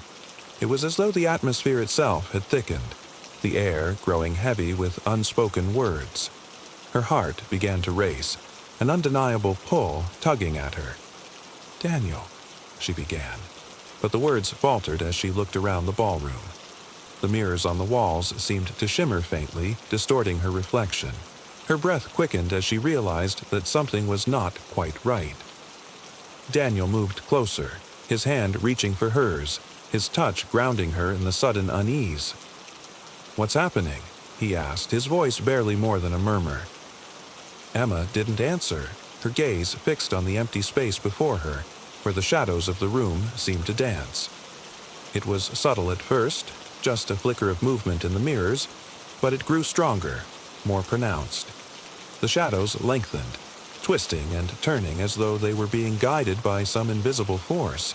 Then, in the center of the ballroom, Emma saw them, dancers. At first, it was a flash, a fleeting image, but as the seconds passed, the scene became clearer. A pair of ethereal figures appeared, their forms translucent, their movements elegant yet haunting. They glided across the marble floor, their feet barely touching the ground, as if they were floating. The music that should have accompanied them was absent, yet their graceful movements seemed to follow an unseen rhythm. Emma's breath caught in her throat. She blinked, certain she had imagined it. But when her eyes opened again, the figures remained. She wasn't sure if they were spirits or figments of her imagination, but the air around her grew colder, and the presence of the dancers became undeniable. "Daniel," she whispered, her voice trembling. "Do you see them?" Daniel's gaze flicked to the space where the dancers twirled, his eyes wide with disbelief. He nodded slowly, his jaw tightening in a mixture of awe and fear. "I see them. But how is this possible?" Before Emma could respond, the figures seemed to notice them, two mortal souls standing in the room that had once belonged to them. The dancers' movements slowed, their heads turning toward Emma and Daniel. In an instant, they froze, their eyes locking onto the couple. A chill swept through the ballroom, settling into the very marrow of Emma's bones. She felt the weight of their gaze, eyes that were not quite human, not entirely spectral. For a moment, everything was still, the only sound the beating of her heart in her chest. Then, almost as if on cue, the figures began to move again, this time toward them. The room seemed to close in on Emma and Daniel, the distance between them and the ghostly dancers shrinking with each passing second. A strange compulsion gripped Emma's body, urging her to move. Before she knew what was happening, her feet began to shift in time with the dancers' movements, her body swaying in rhythm with the unseen music. Daniel, too, was caught in the spell, his body moving in tandem with hers, though his expression was one of confusion and awe. They danced, moving across the ballroom floor, guided by forces they couldn't understand. The figures that surrounded them were as graceful as they were otherworldly, their translucent forms twisting and spinning with a beauty that took Emma's breath away. And yet, there was something deeply unsettling about the way they moved, as if they were trapped in an eternal waltz bound to the ballroom for eternity.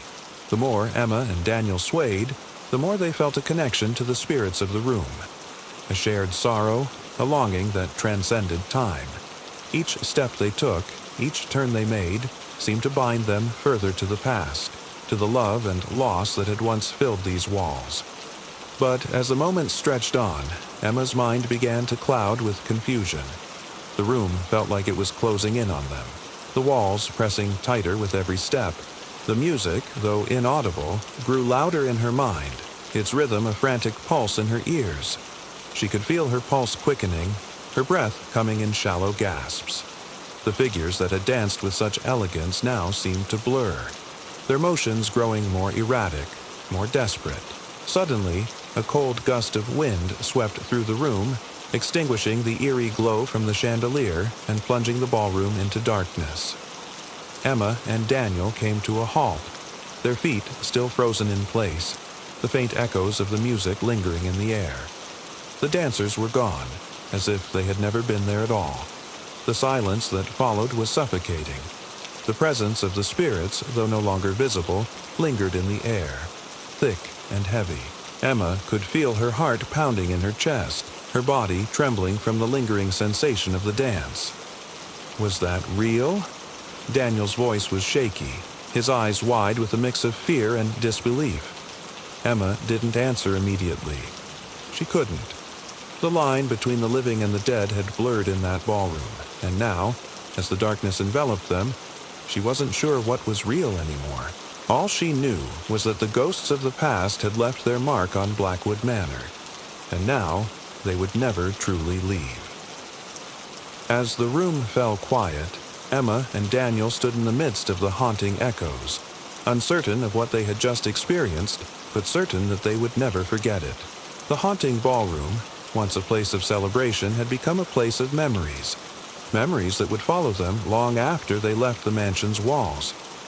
The night had already slipped into its deep, inky embrace when Emma and Daniel found themselves once again standing at the threshold of something extraordinary, something inexplicable. They had wandered through the rooms of Blackwood Manor, each step weaving them further into its tangled history, into its stories of love and loss, passion and tragedy.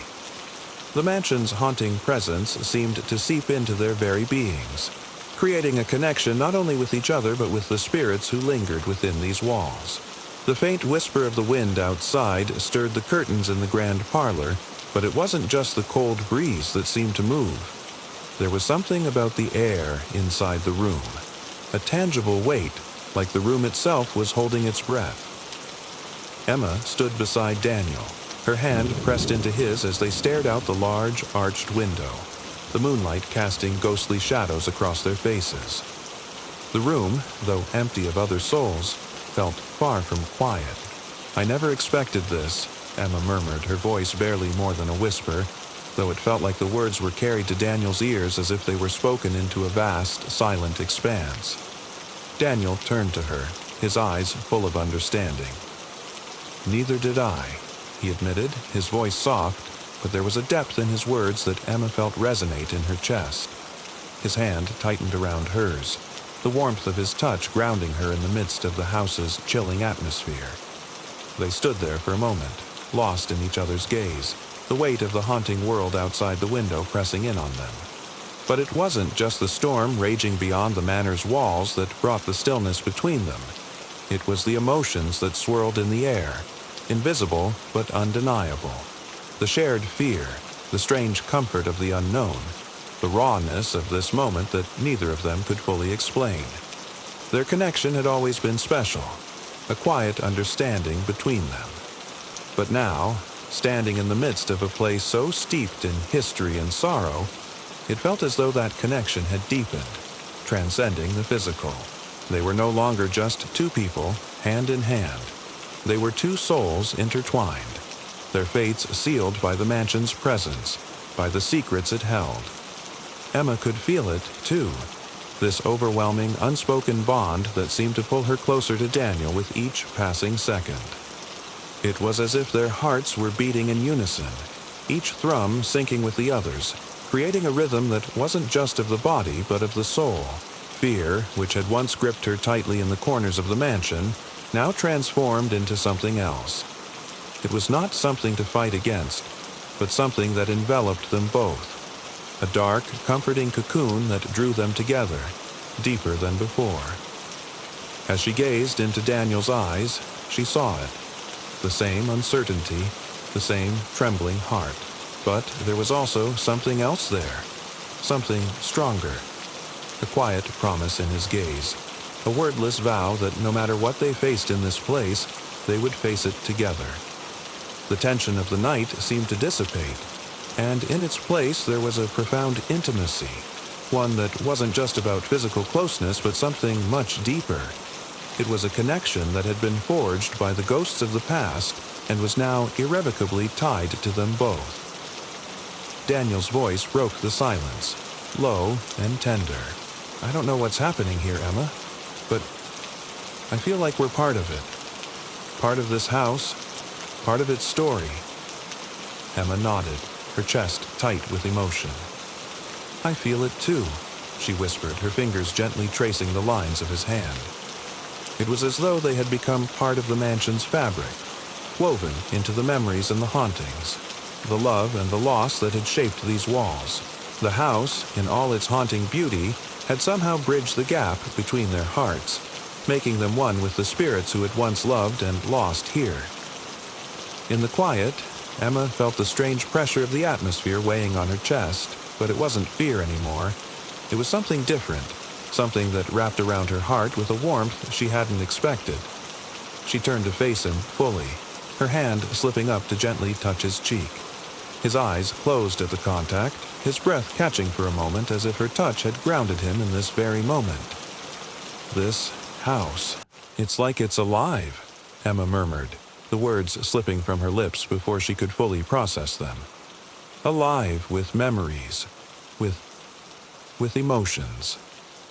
Daniel's gaze softened, and for a moment, the mansion, with all its chilling history, seemed to fade into the background. It was just the two of them now, standing together in the quiet after the storm, their hearts beating in sync as they faced the unknown. "Maybe it's alive because of us," he said, his voice barely more than a whisper. Emma's breath caught in her throat, caught in, could it be? Was their connection so strong that it had brought life to this place, to these spirits? The idea was both terrifying and beautiful. In that moment, the boundary between the living and the dead seemed to blur even further. A soft creak echoed through the room, the sound of old wood groaning under some unseen weight. It was a reminder that they were not alone in the mansion, never alone. But instead of fear, Emma felt a deep sense of comfort. The house might have been filled with spirits, but it also seemed to hold a piece of their love, their shared vulnerability, their unspoken bond. It had become a part of them, just as they had become a part of it.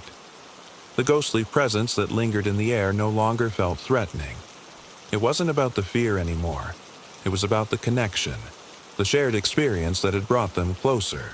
Emma closed her eyes for a moment, letting the feelings of warmth and belonging wash over her, her pulse slowing in the quiet comfort of the shared space. Daniel, too, seemed to relax, his body settling next to hers, his arm wrapping around her waist. He drew her close, his heartbeat steady and calming against her ear. The world outside seemed to disappear as they stood in the quiet of Blackwood Manor, two hearts beating in perfect rhythm, transcending the realm of the living and touching something eternal.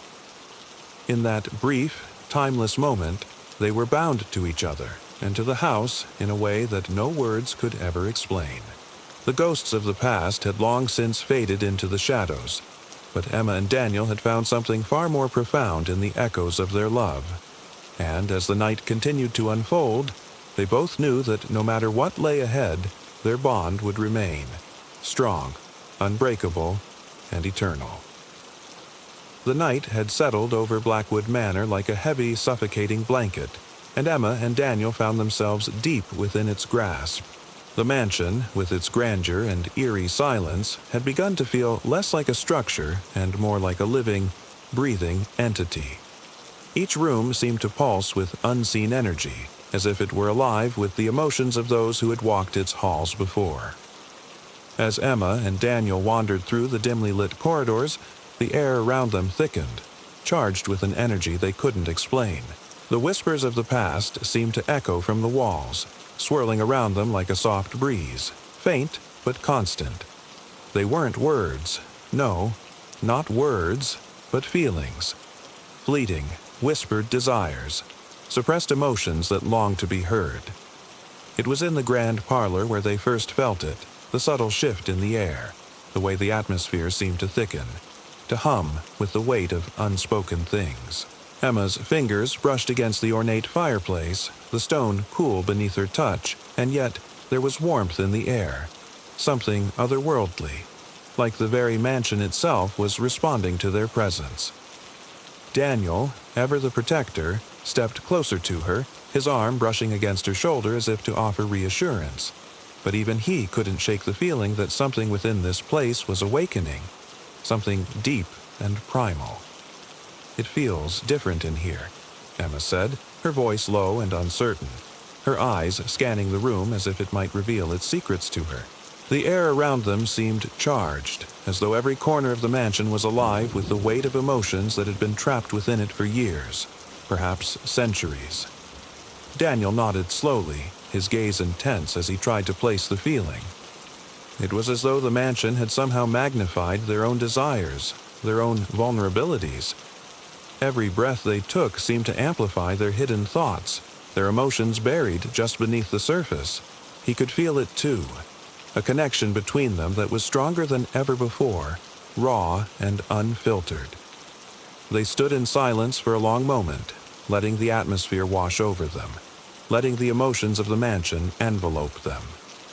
The longer they stood there, the more aware they became of the desires that had always simmered beneath the surface of their relationship, desires they had never fully acknowledged before.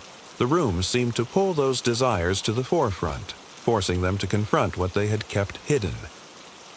Emma's heart began to race, not out of fear, but something deeper, a longing, a hunger for connection that she had never fully understood until now. The gentle hum of the mansion seemed to match the pounding rhythm of her heart, a quiet melody that urged her closer to Daniel. As if drawn by an invisible force, Emma stepped closer to him, her body moving in sync with her heartbeat. She could feel the heat radiating off him, the warmth of his presence filling the space between them. His gaze locked onto hers, and for the briefest moment the world outside the mansion seemed to disappear. All that remained was the unspoken tension between them, the raw emotions that hung in the air like a heavy fog. Daniel reached out slowly, his fingers grazing the side of her cheek. The touch was gentle, but it sent a shock of electricity through Emma, igniting something deep inside her that she hadn't known was there. The mansion, it seemed, had awakened something within them both, something they had been too afraid to acknowledge, too afraid to confront. The walls of Blackwood Manor, with their age and decay, had borne witness to countless emotions over the years. Love, loss, longing, and now they stood as silent witnesses to the deepest desires of Emma and Daniel's hearts. The mansion seemed to amplify everything. Each suppressed feeling, each hidden vulnerability now laid bare in the stillness of the night. Emma's breath hitched as she took a step closer to him, her voice barely a whisper. "Daniel, do you feel it? This connection?" He didn't answer right away. Instead, he took a slow, deliberate step toward her, his hand gently cupping her face. The air between them was thick, heavy with the weight of their emotions, and yet, in that moment, it felt as if time had stopped. The world outside, with its worries and fears, ceased to exist. All that mattered was the unspoken bond between them, the raw vulnerability that they had never dared to confront before. "Yeah," Daniel whispered, his voice deep and full of emotion. "I feel it too. It's like this place. It's pulling us together, pushing us to face what we've always kept hidden." Emma nodded, her chest tight with feelings she didn't know how to put into words. The intensity of the moment made her heart race, and yet there was a calmness in it too. The tension, the desire, the fear, everything seemed to have come to a head in this one moment, and in this moment it felt as if nothing could tear them apart. The mansion had done something to them, something that no amount of time or distance could undo. It had stripped away the layers, the facades they had built around themselves, and forced them to confront the raw, unfiltered truths of their emotions. The whispers of unspoken desires lingered in the air, echoing softly as if the mansion itself were urging them to surrender to what they had long denied. And as Emma and Daniel stood together in that hauntingly beautiful space, they knew that the connection they shared had been forever changed. No longer bound by fear or uncertainty, they had allowed themselves to be vulnerable, to embrace the desire that had always been there, waiting. The mansion, with all its secrets and mysteries, had become a part of them, a reflection of their own hidden emotions. And in that reflection, Emma and Daniel found something more powerful than they could have ever imagined: the freedom to be themselves, completely and utterly, in the presence of each other. 15. The Ghostly Mirror. The mansion was still, save for the soft echo of their footsteps as Emma and Daniel wandered deeper into its shadowed halls. Each room seemed to hold a story, a memory frozen in time, waiting to be uncovered. They had grown used to the eerie quiet that permeated Blackwood Manor, yet tonight something felt different, like the very air around them had shifted. In one of the forgotten corners of the mansion, they discovered an ornate mirror framed in aged, intricately carved wood. Dust settled in the cracks of its glass, and the reflection it offered seemed distant, warped as if reluctant to reveal its true nature. Emma stepped closer, drawn by an unexplainable pull, her fingers gently tracing the edge of the frame. The coldness of the glass sent a shiver down her spine, but she couldn't look away. Daniel, noticing the way she seemed mesmerized, stepped up beside her, his hand resting gently on her shoulder. "What do you see?" he asked softly, his voice barely a whisper. At first, Emma could only see their own reflections, the dim light flickering from the nearby candle casting a soft glow on their faces. But then, slowly, the mirror seemed to shift. The edges blurred, the surface of the glass rippling like water disturbed by an unseen current. For a moment, Emma thought it was just her imagination, but then the images in the mirror became clearer, sharper. She gasped softly as the reflection before her transformed. Instead of their own faces, she saw a different couple, dressed in clothes of an earlier era, their faces familiar yet foreign. They were standing in the same spot where Emma and Daniel now stood, their eyes locked in a silent, intense gaze. A soft, wistful smile tugged at the woman's lips, and the man reached out to gently touch her hand, their connection undeniable, their love as clear as day. But as the image solidified, something changed. The scene grew darker, the atmosphere tense, the passion between the two fading into sorrow. The man and woman began to fade from view, their faces contorting in anguish as if something was pulling them apart. The woman's eyes, wide with fear, darted to something beyond the mirror, and for a split second Emma thought she saw a shadow. Someone, or something, watching them. Emma's breath caught in her throat. "Daniel, look," she whispered, her voice trembling. Daniel followed her gaze, his eyes narrowing as he too saw the figures in the mirror. The couple seemed to be trapped within the glass, their love story unraveling before them, caught between two worlds. He felt an uneasy sensation crawl up his spine, the heavy weight of the room closing in around them. The mirror was no longer just a reflection. It had become a doorway, a window into the past, a past that seemed to be bleeding into their present. As they watched, the figures in the mirror flickered again, the room behind them seemingly shifting with each new image. A different scene emerged, a new couple, their faces filled with joy, their love just as evident as the first. But like the previous pair, their happiness was fleeting. The scenes in the mirror grew darker once more, and this time, Emma could hear a faint whisper, a voice almost inaudible but unmistakably full of sorrow. Her heart raced, and she felt Daniel's grip tighten on her shoulder. His presence was a silent comfort, but even he couldn't deny the eerie sensation that lingered in the air. The voice in the mirror seemed to speak directly to them, carrying with it a sense of longing and loss that reverberated through their very bones. "Why are we seeing this?" Emma asked, her voice barely more than a breath. "I don't know," Daniel replied, his eyes fixed on the mirror. "But it's like the mansion is showing us something important." The mirror flickered again, this time revealing a third couple, a familiar scene, yet so distant as if it belonged to another life, another time. The woman in the reflection was standing by a window, staring out at the darkening sky. The man was holding a letter, his expression troubled. The air between them was thick with tension, as if they were separated by an invisible force, their connection strained and fragile. Emma's hand moved instinctively to her chest, her heart hammering against her ribs. She couldn't explain it, but the connection between these images, these reflections, felt too real. It was as if the people in the mirror were somehow connected to her and Daniel, as if their fates were intertwined across time. "Do you think this is us?" Emma whispered, her voice trembling with both awe and fear. "I don't know," Daniel replied, his voice distant. "But whatever this is, it's like we're seeing pieces of something that's been here for a long time." The mirror shimmered once more, and the final image was revealed. An older couple standing at the edge of a crumbling staircase. The woman clutched a faded photograph, her eyes filled with sadness. The man's face was hidden in shadow, his posture tense, as though he had made a decision that would haunt him for the rest of his life. The air was thick with regret, the weight of their unspoken words hanging heavy in the space around them. As the last image faded, Emma felt a deep, unsettling silence settle over her.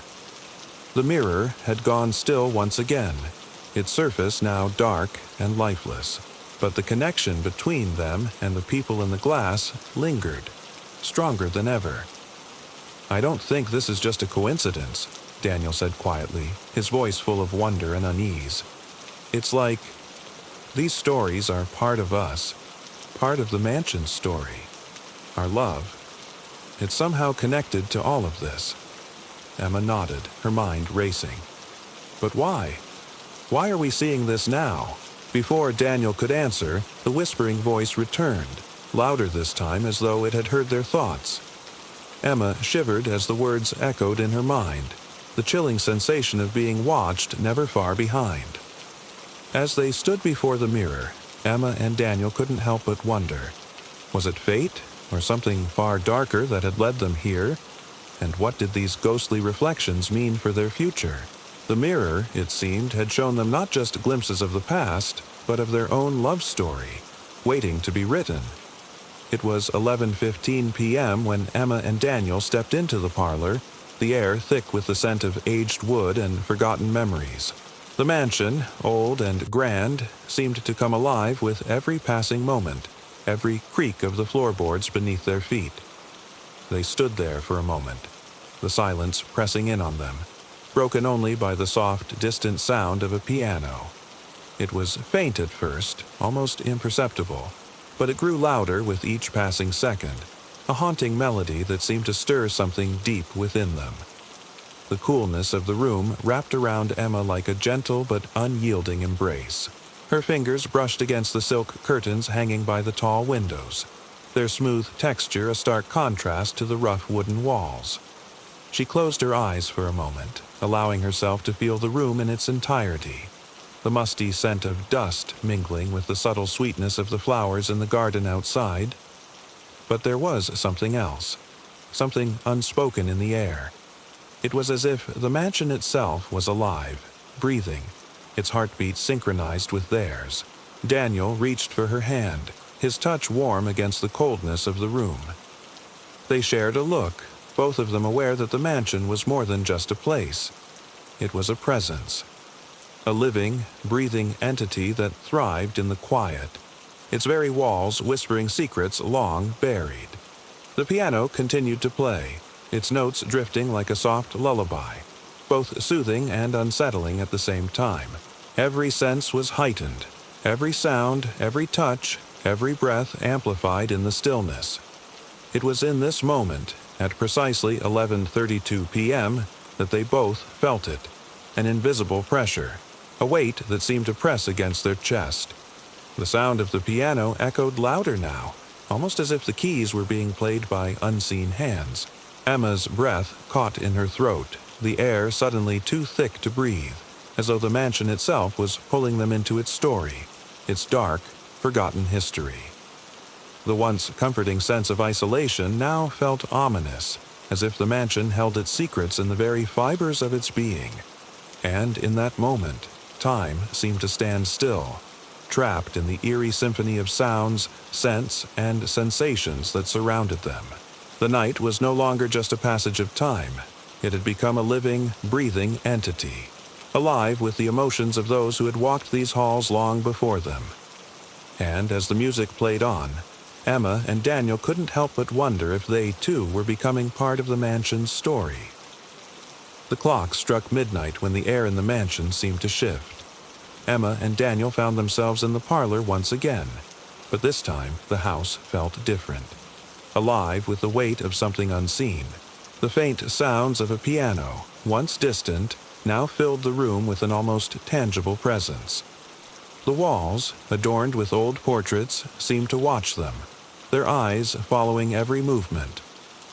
Time itself seemed to bend, as if the mansion existed outside the boundaries of the present. Emma's fingers grazed the worn spines of the books lining the shelves, each one a vessel of forgotten memories.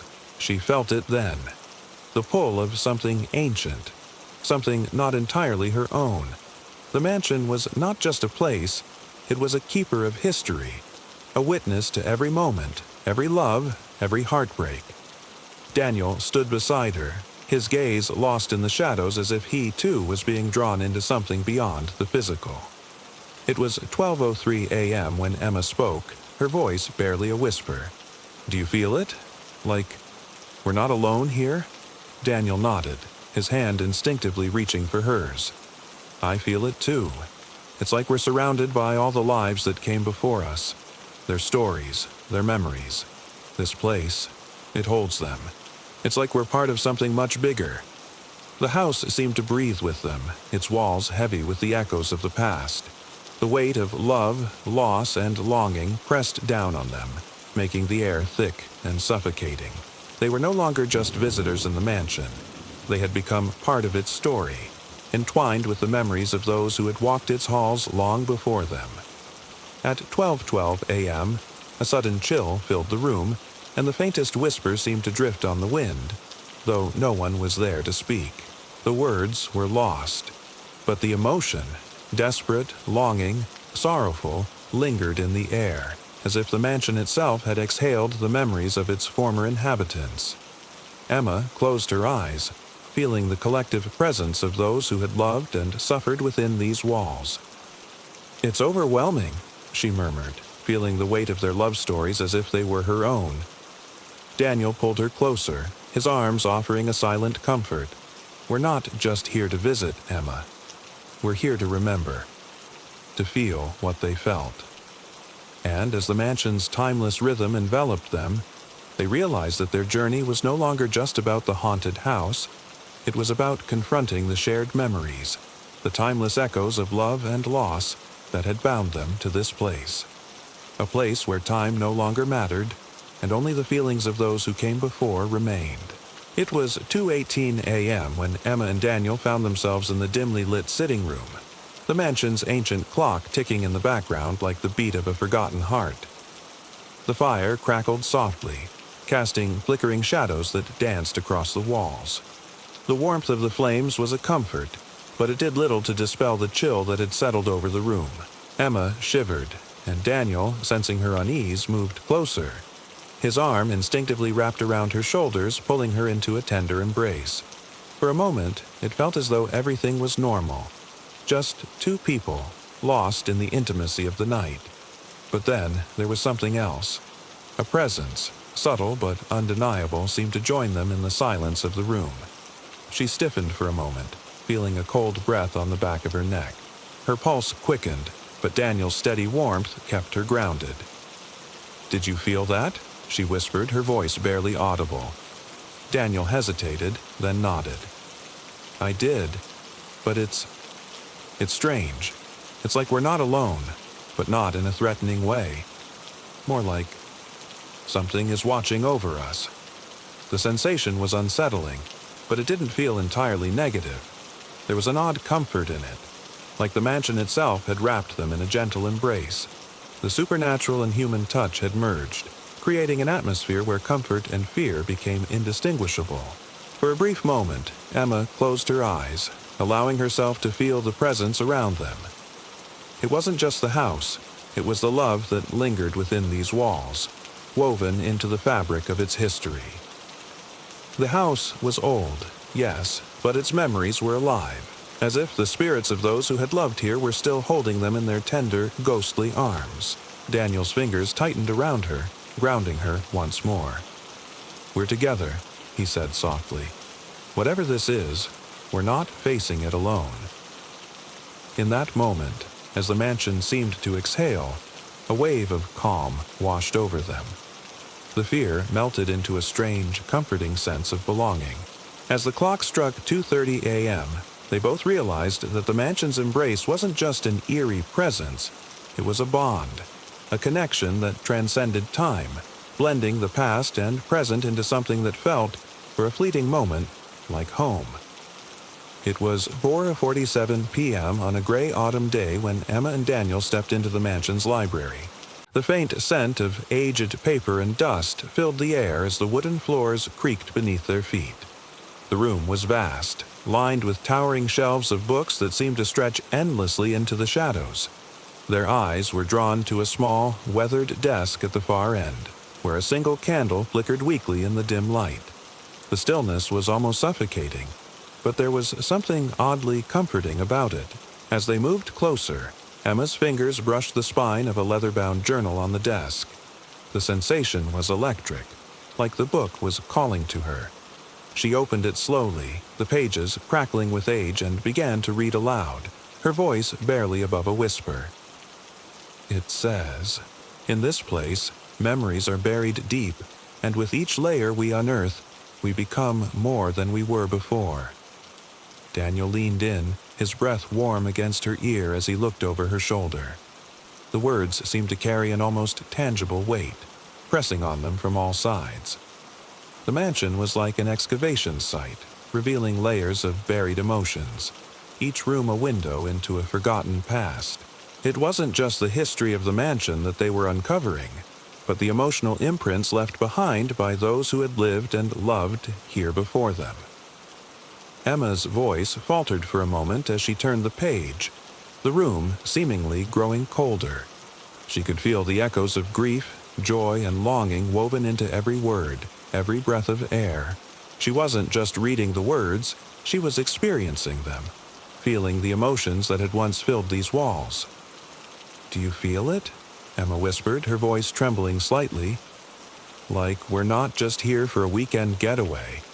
Like we're meant to find something, uncover something, about them, about us." Daniel nodded, his gaze fixed on the journal. It was as if the house itself had become an emotional archive, holding memories and stories that transcended time. They weren't just in a house. They were in a place where love, loss, and longing had been preserved, waiting to be rediscovered. The clock on the wall ticked loudly, breaking the silence. It was 5:03 p.m. now. They closed the journal, but the feeling remained. The mansion had offered them a glimpse into something much deeper than they had expected. Each room, each page, was an excavation of buried emotions, reminders that love and loss never truly fade. They only become layered over time, waiting for someone to uncover them. As the night drew closer, Emma and Daniel remained in the library, their connection deepening. It was no longer just about them. It was about the forgotten souls that still lingered, and the shared experience of emotional archaeology that bound them all together across time and space. It was just past midnight when Emma and Daniel stood at the edge of the grand staircase, looking down at the expansive ballroom below them. The mansion, once a majestic symbol of old wealth and history, now seemed to breathe in the dim glow of moonlight that filtered through the high windows. The air was thick with an unsettling stillness, yet there was an undeniable pull, a beckoning force urging them to explore deeper into the mansion's core. As the clock struck 12, something within the house seemed to shift. Emma, her hand resting lightly on the ornate railing, felt it before Daniel, an invisible current running through the walls, vibrating in her bones. The line between observer and participant began to blur. Every step they took deeper into the mansion seemed to trigger subtle changes. The heavy perfume of aged wood mixed with the faint, almost imperceptible scent of roses, not fresh, but like something that had long ago withered, yet its essence lingered. Daniel turned to her, his brow furrowed. "Do you feel that?" His voice was a whisper, as though speaking too loudly would shatter the fragile balance between the known world and the one unfolding around them. Emma nodded, her pulse quickening. It wasn't just the eerie quiet, it was the sense that they were no longer simply visitors. The mansion wasn't a backdrop to their weekend getaway anymore. It was alive, and they were becoming part of its narrative. Whispers of ancestral passion. As they ventured deeper into the mansion, they discovered an intricately carved door at the end of a long hallway, slightly ajar. It creaked open, revealing a dusty study filled with ancient books, their spines lined with names of forgotten ancestors. But it wasn't the books that caught Emma's attention. It was the journal resting on the wooden desk, its pages yellowed with age and filled with handwritten notes. She flipped open the cover, and the first page revealed a name: Adeline Everhart. The tale that followed spoke of an heiress, a woman of great beauty and intellect who had fallen in love with a groundskeeper, a common man named Thomas. Their love, though real and fierce, was condemned by the strict social boundaries of the time. Forbidden, the lovers wrote letters to one another, their words filled with longing and sadness. The connection between them transcended the rigid rules of the world they inhabited, but their love, it seemed, could never survive the confines of those same boundaries. The writing detailed how the lovers tried to escape, but fate had other plans. Tragedy struck, and Thomas disappeared one stormy night, his body never found. Adeline's heartbroken spirit lingered in the mansion, waiting for a reunion that would never come. Emma's eyes met Daniel's, her heart beating in her chest with the weight of the discovery. The words on the pages seemed eerily familiar, as though they were mirroring their own growing connection. Was this story of lost love somehow tied to them? Was their meeting here in this mansion, with its echoes of passion and loss, more than mere coincidence? The abandoned love letters. They continued to explore, Emma drawn to a forgotten chest hidden in the corner of the study. Inside, she discovered a collection of unsent love letters, yellowed and frayed at the edges. They were addressed to various recipients, each written in a delicate, flowing script. As she read through them, the longing and heartache in the words seeped into her soul. Each letter spoke of separation, yearning, and a love that could never fully blossom. One letter in particular stood out, its ink faded but still legible. It was written by Thomas to Adeline, the woman he could never have. His words were an outpouring of love and regret, expressing how he would wait for her in another life, in another time. The letter was dated 1863, just days before he vanished. "These letters," Emma whispered, trailing her fingers along the fragile paper. "They never had the chance to be sent.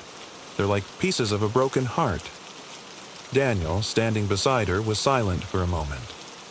"Maybe they were never meant to be sent," he said softly. "Perhaps they were meant to stay here, in this mansion, just like the love they spoke of, never fully realized but always lingering." They sat in the quiet room, surrounded by the ghosts of love long past, feeling the weight of the words in the air. The mansion seemed to breathe with them, its very walls echoing with the unsent letters, the broken promises, and the passions that had never been fulfilled.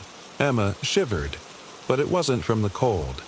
The energy in the room felt ancient, as if the house itself was drawing them into its web. weaving their own emotions into the same tapestry of longing that had trapped its previous inhabitants. As the night stretched on, their connection grew deeper. It was no longer just physical. Something more profound had begun to unfold between them. It wasn't the simple touch of hands or the glance shared between lovers. This was something beyond that. Something unspoken, like an invisible thread linking their hearts and minds. Daniel reached for Emma's hand, his touch warm and familiar. But as their fingers interlaced, it felt as though something was guiding them, as though their minds were no longer their own. The room around them seemed to fade, and for a moment the mansion became a distant memory. They were alone in a space that existed only between them, a place where thoughts, feelings, and desires flowed without words. Emma felt it first, a subtle shift in her awareness. Her thoughts were no longer her own. They weren't just in sync with Daniel's heartbeats. They were one. She could feel his emotions as clearly as she felt her own. Fear, desire, love. Each sensation passed between them effortlessly, as though they had always been connected, as though their souls had known each other far before this moment, this lifetime. "Daniel," she whispered, though she didn't need to say it aloud. He heard her, felt her, as though their thoughts and emotions had merged into one. I feel everything. Your thoughts, your heart." He looked into her eyes, his expression a mixture of awe and wonder. "I feel it too," he said softly, his voice almost lost in the air between them. "It's like I've known you for years, even before we met." In that moment, the mansion seemed to pulse with energy, a powerful force that enveloped them in its embrace. It wasn't just their love, it was the house, the past, the spirits of Adeline and Thomas, and all the forgotten souls who had once walked these halls. They were part of something greater now, something beyond the physical realm, and in that timeless space their connection deepened, their love transcending boundaries that neither could have imagined. The mansion had become their witness, their guide, leading them through a journey that was at once terrifying and beautiful, a story of love that would never be forgotten. By the time they had left the study, the rain had begun in earnest. The soft pitter-patter on the mansion's windows soon turned into a steady downpour, the sound filling the silence around them. The mansion, once imposing and still, seemed to hum with an unspoken energy, as though the rain itself was speaking, revealing hidden truths, long-forgotten secrets, and unspoken emotions. The weather seemed to act as a conduit. As Emma and Daniel made their way down the candlelit hallway, the storm outside seemed to intensify. The mansion's old wooden floors creaked underfoot, but it was the rain that seemed to echo through the walls, as if it, too, had a story to tell. Each drop that struck the windows became a note in a melancholic melody, a song of longing and release. "Do you think the rain is part of it all?" Emma asked, her voice soft, almost lost amid the storm's intensity. Daniel glanced at her, the flickering candlelight casting shadows over his face. "I think it's trying to wash away something. Maybe it's cleansing this place, or maybe it's letting us see something we weren't meant to." A sudden gust of wind rattled the windows, and Emma felt a chill crawl up her spine.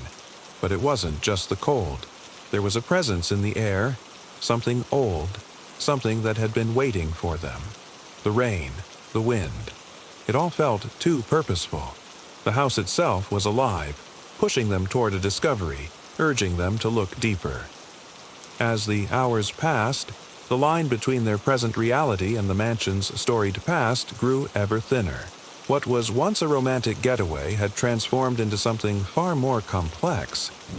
The atmosphere had changed again, more profound than ever before. Emma felt it deep in her bones, the sensation that they were standing at a threshold. Not just the boundary between rooms in the mansion, but between worlds. The grand staircase, once an elegant symbol of the mansion's opulence, now seemed to pulse with an energy they could not explain. It beckoned them forward, down toward the heart of the house. The chandeliers overhead swung gently, though there was no draft. The shadows seemed to move with them, following their every step as if the house itself was alive with unseen eyes, observing, waiting. Daniel grasped her hand tighter as they descended the stairs. The flickering of the candles felt like tiny flashes of another reality, one that danced just beyond their reach. With each step, they were pulled further away from the world they knew. The mansion was changing them, reshaping their perception, pulling them into its orbit. Emma's heart raced, not from fear, but from something deeper. She could feel the weight of the house, the centuries of stories it had absorbed, and she understood now. She wasn't just here for a weekend escape. The mansion had chosen her and Daniel. They were part of its story now, a chapter unfolding in the present, as old as the walls they stood within. The mansion seemed to intensify their emotions, pulling them deeper into its labyrinth of memories. Each room they explored seemed to resonate with their innermost feelings, amplifying the rawness of their connection. The walls of the mansion vibrated with energy, as though the house itself was reflecting their heart's deepest desires, their fears, and their longing. In one of the many forgotten rooms, they found a faded velvet chaise lounge.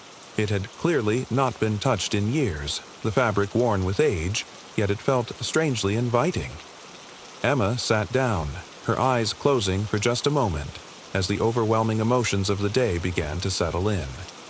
The house was alive, yes, but it was also a reflection of them, of their connection, their vulnerabilities, and their deepest emotional truths. Daniel sat beside her, his gaze never leaving her face. I think this place is more than just haunted. It's like it reflects our emotions, everything we've hidden from each other and from ourselves. She nodded, her chest tight with an emotion she couldn't quite name. It feels like it's stripping everything away, leaving only the truth. For a moment, they sat in silence, surrounded by the house's emotional presence.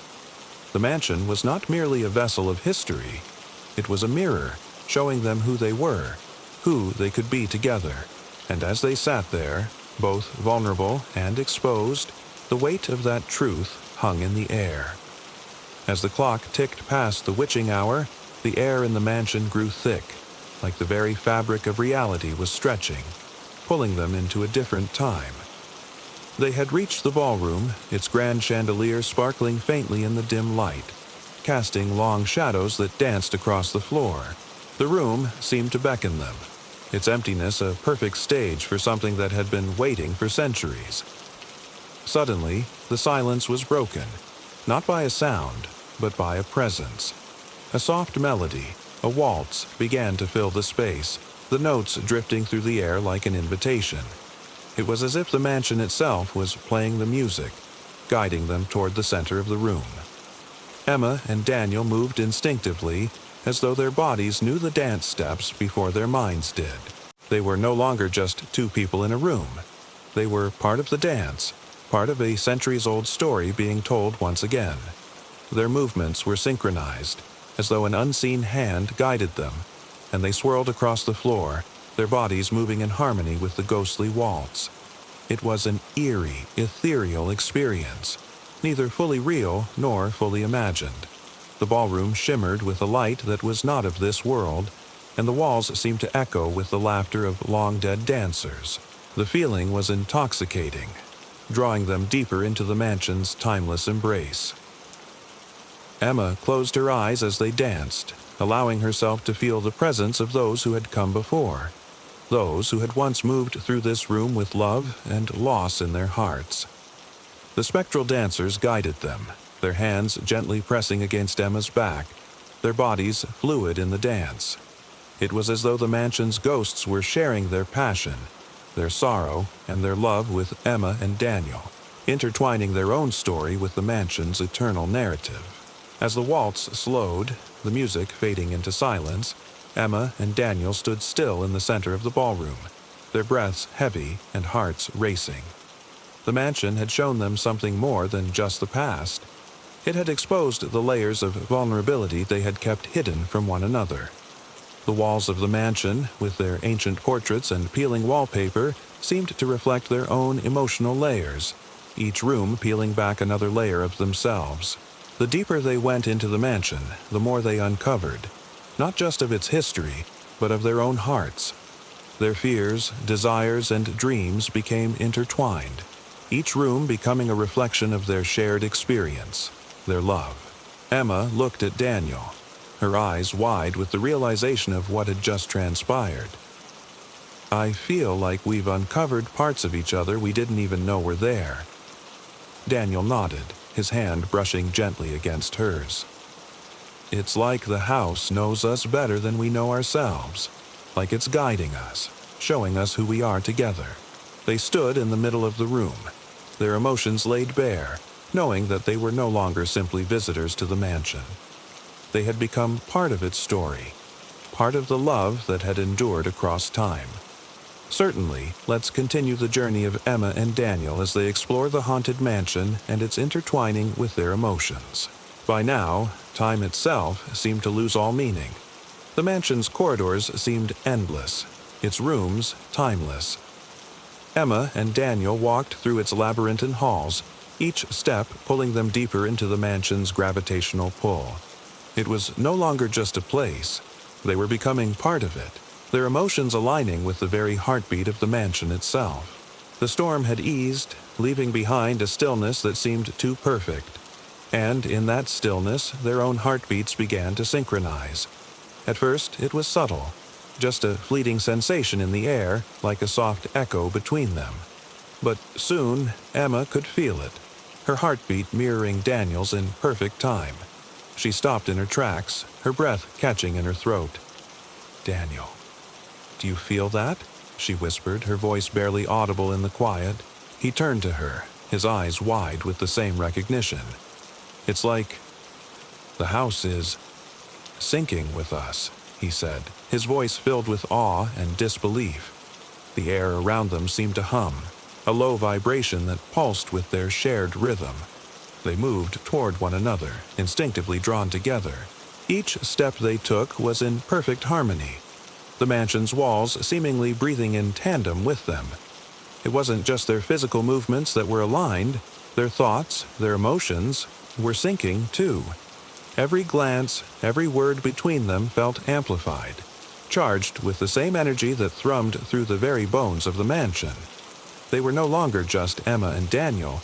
They had become conduits of the mansion's power, moving as one with it, their spirits intertwined with its ancient essence. The mansion wasn't just a backdrop for their love, it was a part of them now, and they were a part of it. In the heart of the mansion, they reached the family portrait gallery, its walls lined with generations of faces, ancient, stern, and yet somehow familiar. The portraits seemed to come alive as they passed, the eyes of long-dead ancestors following their every move. It was in this room that they felt it most strongly, an unspoken recognition, a deep connection to something far beyond themselves. "Do you feel it?" Emma asked, her voice trembling. Daniel nodded. "It's like we're meant to be here, like this was all planned." As they stood before a particularly large portrait of an elegant woman, her face regal yet kind, the air around them thickened. The woman's eyes seemed to soften, her lips curling into a subtle, knowing smile. The storm outside had ceased entirely, and in the quiet, a voice, a whisper, echoed softly through the room. "You are the continuation of the love story we began." The words were not spoken aloud, yet both Emma and Daniel heard them in their minds, resonating deep within their hearts. It was as if the mansion's spirits, those who had lived here before, were offering their blessing, acknowledging that Emma and Daniel were not merely visitors, but a part of the mansion's eternal narrative. Their love was not an accident. It was predestined, intertwined with the mansion's history, a continuation of something ancient and powerful.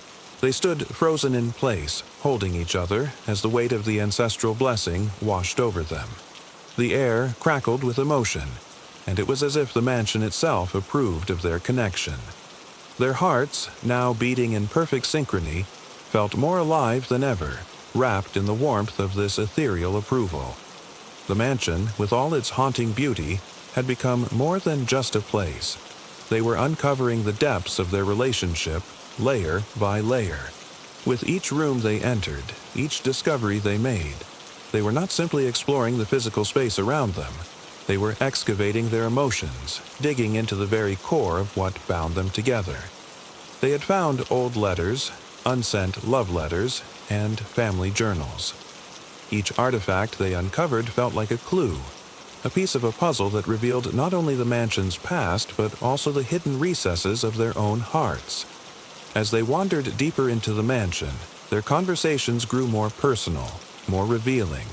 They began to share fears they had kept hidden, desires they had never voiced before. Each discovery mirrored something within them. The dusty old chest in the attic contained more than just forgotten memories. It held the essence of their shared vulnerability, the spaces in their relationship that had remained untouched, waiting for the right moment to be explored. The mansion seemed to guide them through this emotional excavation, each new room offering a mirror to their own hearts. "I never knew how much I've kept inside until we came here," Emma said softly, sitting on the edge of a faded velvet armchair they had found in one of the smaller bedrooms. Daniel sat beside her, taking her hand in his. "This place, it's like it's pulling it all out of us. I didn't know how much we were hiding from each other." They shared a quiet moment, the weight of their shared discoveries lingering in the air around them. It was as if, with every step they took deeper into the mansion, they uncovered not only the mansion's past, but also the unexplored depths of their own connection. The mansion, with all its haunting beauty, had become a vessel for something larger than them, something timeless. Emma and Daniel began to realize that their connection was not confined to the linear passage of time, nor to the constraints of the physical world. Their love and their experience within the mansion seemed to transcend all boundaries, both temporal and spatial. It was as if the mansion was a place outside of time itself. The rooms they had walked through felt familiar, yet timeless, as though they had visited them before in another life. The love stories that had unfolded here in centuries past seemed to echo through every room, every portrait, every whispered breath in the air. "We're not just experiencing this moment," Emma whispered, her hand on Daniel's chest, feeling his heart beat beneath her fingertips. "We're part of something bigger. This love, it's not just ours. It's eternal." Daniel's eyes met hers, a mixture of awe and recognition. "It's like we're living in multiple realities at once. Like this love, our love, exists in every possible moment, in every possible version of this place." It wasn't just a love story. It was an entire universe, folded within the walls of this mansion, a place where time, space, and love converged. They were no longer just two individuals. They were part of an eternal tapestry woven into the fabric of the mansion's story. As the rain picked up once again, the mansion seemed to change with it. Each raindrop that hit the windows carried with it an emotional weight, a sense of cleansing, of renewal. The storm had become more than just a weather event. It was a living metaphor for the emotional journey they had undergone together. Each drop seemed to wash away the old, the hidden, the unspoken. As the rain soaked the grounds outside, it cleared the path for something new to grow, new understanding, new emotions, and new possibilities. Emma and Daniel stood by the window, their hands intertwined, watching as the rain transformed the world outside. The storm outside became a backdrop for their own emotional cleansing. They weren't just shedding the past of the mansion. They were shedding their own pasts, the parts of themselves that had held them back from fully embracing one another. The rain washed it all away, leaving them standing at the threshold of something new, something profound. Standing there, in the quiet embrace of the rain, they realized something profound. They had crossed a threshold. They were no longer simply two people in a haunted mansion. They had become part of something greater, something unexplainable. Their love had bridged multiple worlds, multiple timelines, and multiple realities. They were standing between two worlds, one foot in the realm of the living and one foot in the realm of the supernatural. Their love had transcended time and space, and they had crossed into a new understanding of what it meant to be truly connected. Their souls were intertwined, not just in the physical realm, but in the very fabric of the mansion itself. The mansion was no longer just a haunted house. It was a living, breathing entity, and their love had become its heartbeat. The journey of Emma and Daniel within the mansion continues to unfold, weaving in elements of love, mystery, and the supernatural. Each discovery deepens their connection, pulling them into a reality where love itself becomes a force beyond time. Certainly, let's continue their emotional and supernatural journey within the mansion, as Emma and Daniel continue to unravel the mysteries of the place. The first rays of the sun were just beginning to peek through the mist that clung to the mansion's tall windows. Emma and Daniel stood at the edge of the library, the room filled with dust-covered tomes, the heavy scent of old paper lingering in the air. The house seemed different in the morning light. The ethereal and haunted atmosphere of the night had given way to a somber stillness, yet there was an undeniable sense of presence, a presence that lingered in the shadows, in the corners of every room, in the quiet sigh of the wind through the cracked walls. They had spent hours walking the mansion's labyrinthine corridors, discovering fragments of the past, uncovering artifacts and journals that told stories of love long forgotten. But there was one part of the mansion that seemed to call to them, as if urging them to look deeper. Emma hesitated at the doorway, her fingers lightly brushing the brass handle.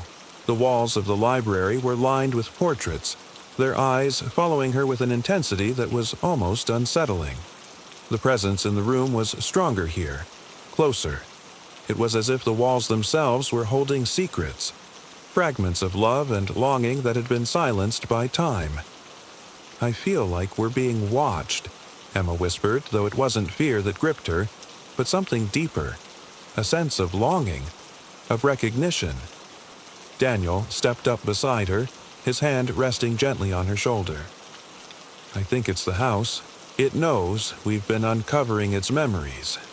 It wants us to understand." As they stepped into the library, they felt it, an almost palpable tension in the air. The weight of untold stories hung heavy, lingering between them, as if the spirits of the mansion were drawn to their presence, to the love they shared, a love that was now intertwined with the history of the house. Emma's gaze was drawn to a particular book on the shelf, its leather cover worn and weathered with age. The title was barely legible, but it seemed to call to her, as if it held the key to a forgotten chapter of the mansion's story. She reached for it, her fingers trembling as she pulled it from the shelf. The book was heavier than she had anticipated, its pages yellowed with age. As she opened it, she discovered a collection of letters, unsent, written by someone who had once lived here, a man whose love had never reached the woman he adored.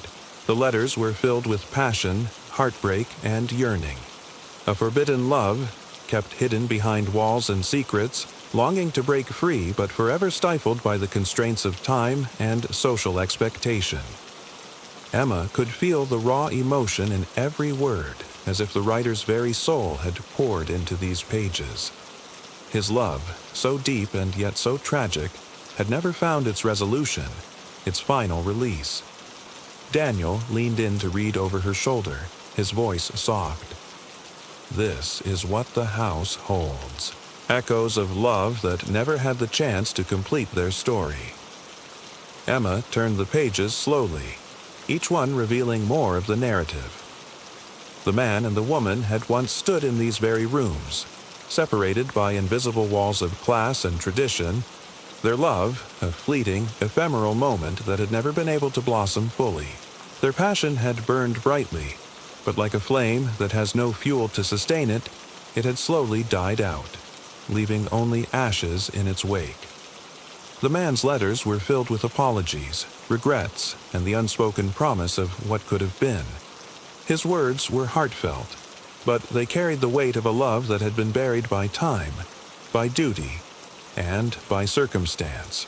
Emma felt a sharp pang in her chest, as if her own heart had been pricked by the memories of this long-lost romance. It was as if the house had shared its grief with her, its unresolved passion now echoing in her own soul. She understood, in that moment, that the mansion wasn't just haunted by ghosts, it was haunted by the emotions of those who had loved and lost. Later that evening, as the sky grew dark and a thick, oppressive fog descended upon the mansion, Emma and Daniel sat by the window, the soft tapping of rain against the glass providing a calming rhythm. The storm had returned, as if nature itself sought to match the intensity of the emotions that swirled within the mansion's walls. The rain had become a constant companion in their time at the mansion. It washed away the heat of the day, leaving behind a cool, refreshing chill that seemed to cleanse the air. But tonight, the rain felt different. It wasn't just weather, it was a living, breathing entity, part of the mansion's emotional landscape, a reflection of the emotions that had played out within its walls for centuries. Emma looked out at the endless rain, her gaze lost in the blur of water cascading down the window pane. She could feel the weight of the past pressing in on her, the memories of the mansion's forgotten lovers now swirling through the mist, echoing in her heart.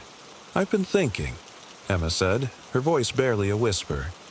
"This mansion, these stories, they're not just about the past. They're about us too." Daniel turned toward her, his expression soft but serious. "What do you mean?" "I mean," she continued, her words flowing as if the rain had unlocked something inside her, "that the mansion's memories, they're not separate from us. They're part of our story, part of who we are. We came here to escape, to find something. But now, I feel like we're part of something much larger. We're living the stories of those who came before us." Daniel nodded slowly, his hand reaching for hers. "I think you're right. This place, this moment, it's all connected. The love, the loss, the passion. It's all here, in the walls, in the very air we breathe." The rain continued its relentless narrative, washing away any remaining doubts or fears. It felt as though the storm was cleansing them, revealing hidden emotional truths that had long been buried. The past and present had merged, their love now a part of the mansion's eternal story. As the night deepened, Emma and Daniel found themselves drawn once again to the grand ballroom, the heart of the mansion. The storm outside raged on, but within the walls of the mansion all was still, save for the distant echo of music, soft and haunting. They stepped into the ballroom, and the moment they crossed the threshold, they felt it. A shift, a subtle change in the air. The very atmosphere hummed with a strange electric energy. It was as if the mansion itself was alive, pulsating with the rhythm of their emotions. Emma looked at Daniel, her heart pounding in her chest. Without a word, they began to move. It wasn't a dance they had planned. It was a dance guided by the mansion, by the spirits of those who had loved and lost here. Their movements were slow at first, tentative, but as they swayed, they felt their heartbeats align, synchronizing with the mansion's ethereal rhythm. They moved together as one, the music of the past and present merging into something timeless. Every step, every movement, felt as though they were part of a larger cosmic dance, a dance that had been unfolding for centuries, long before they had arrived at the mansion. It was as if the mansion had been waiting for them, waiting for their love to merge with the spirits of those who had danced here before them. Their connection deepened with each passing moment, their movements becoming more fluid, more confident. They were no longer just Emma and Daniel. They were part of something far greater, something that transcended the physical and the supernatural. As the dawn began to break, painting the sky with soft shades of pink and gold, Emma and Daniel stood together in the center of the ballroom. The rain had stopped, and the mansion, once filled with haunting whispers and shadows, now seemed peaceful, almost serene. They knew that their time at the mansion was drawing to a close. But as they stood there, holding each other in the quiet aftermath of their emotional journey, they understood something profound. Their love had become a part of the mansion's living memory, woven into the very fabric of its history. They had touched the hearts of those who had come before them. their love now an eternal echo in the walls of the mansion. They had crossed boundaries, emotional, temporal, and supernatural, and had emerged on the other side with a deeper understanding of themselves, of each other, and of the unbreakable bond they shared. The mansion had revealed its secrets to them, its ghosts, its passions, and its pain. And in return, they had left behind their own story, their own love, as part of its living memory. As they walked out of the mansion, hand in hand, they knew that this place would always be a part of them, a chapter in their shared story that would never fade.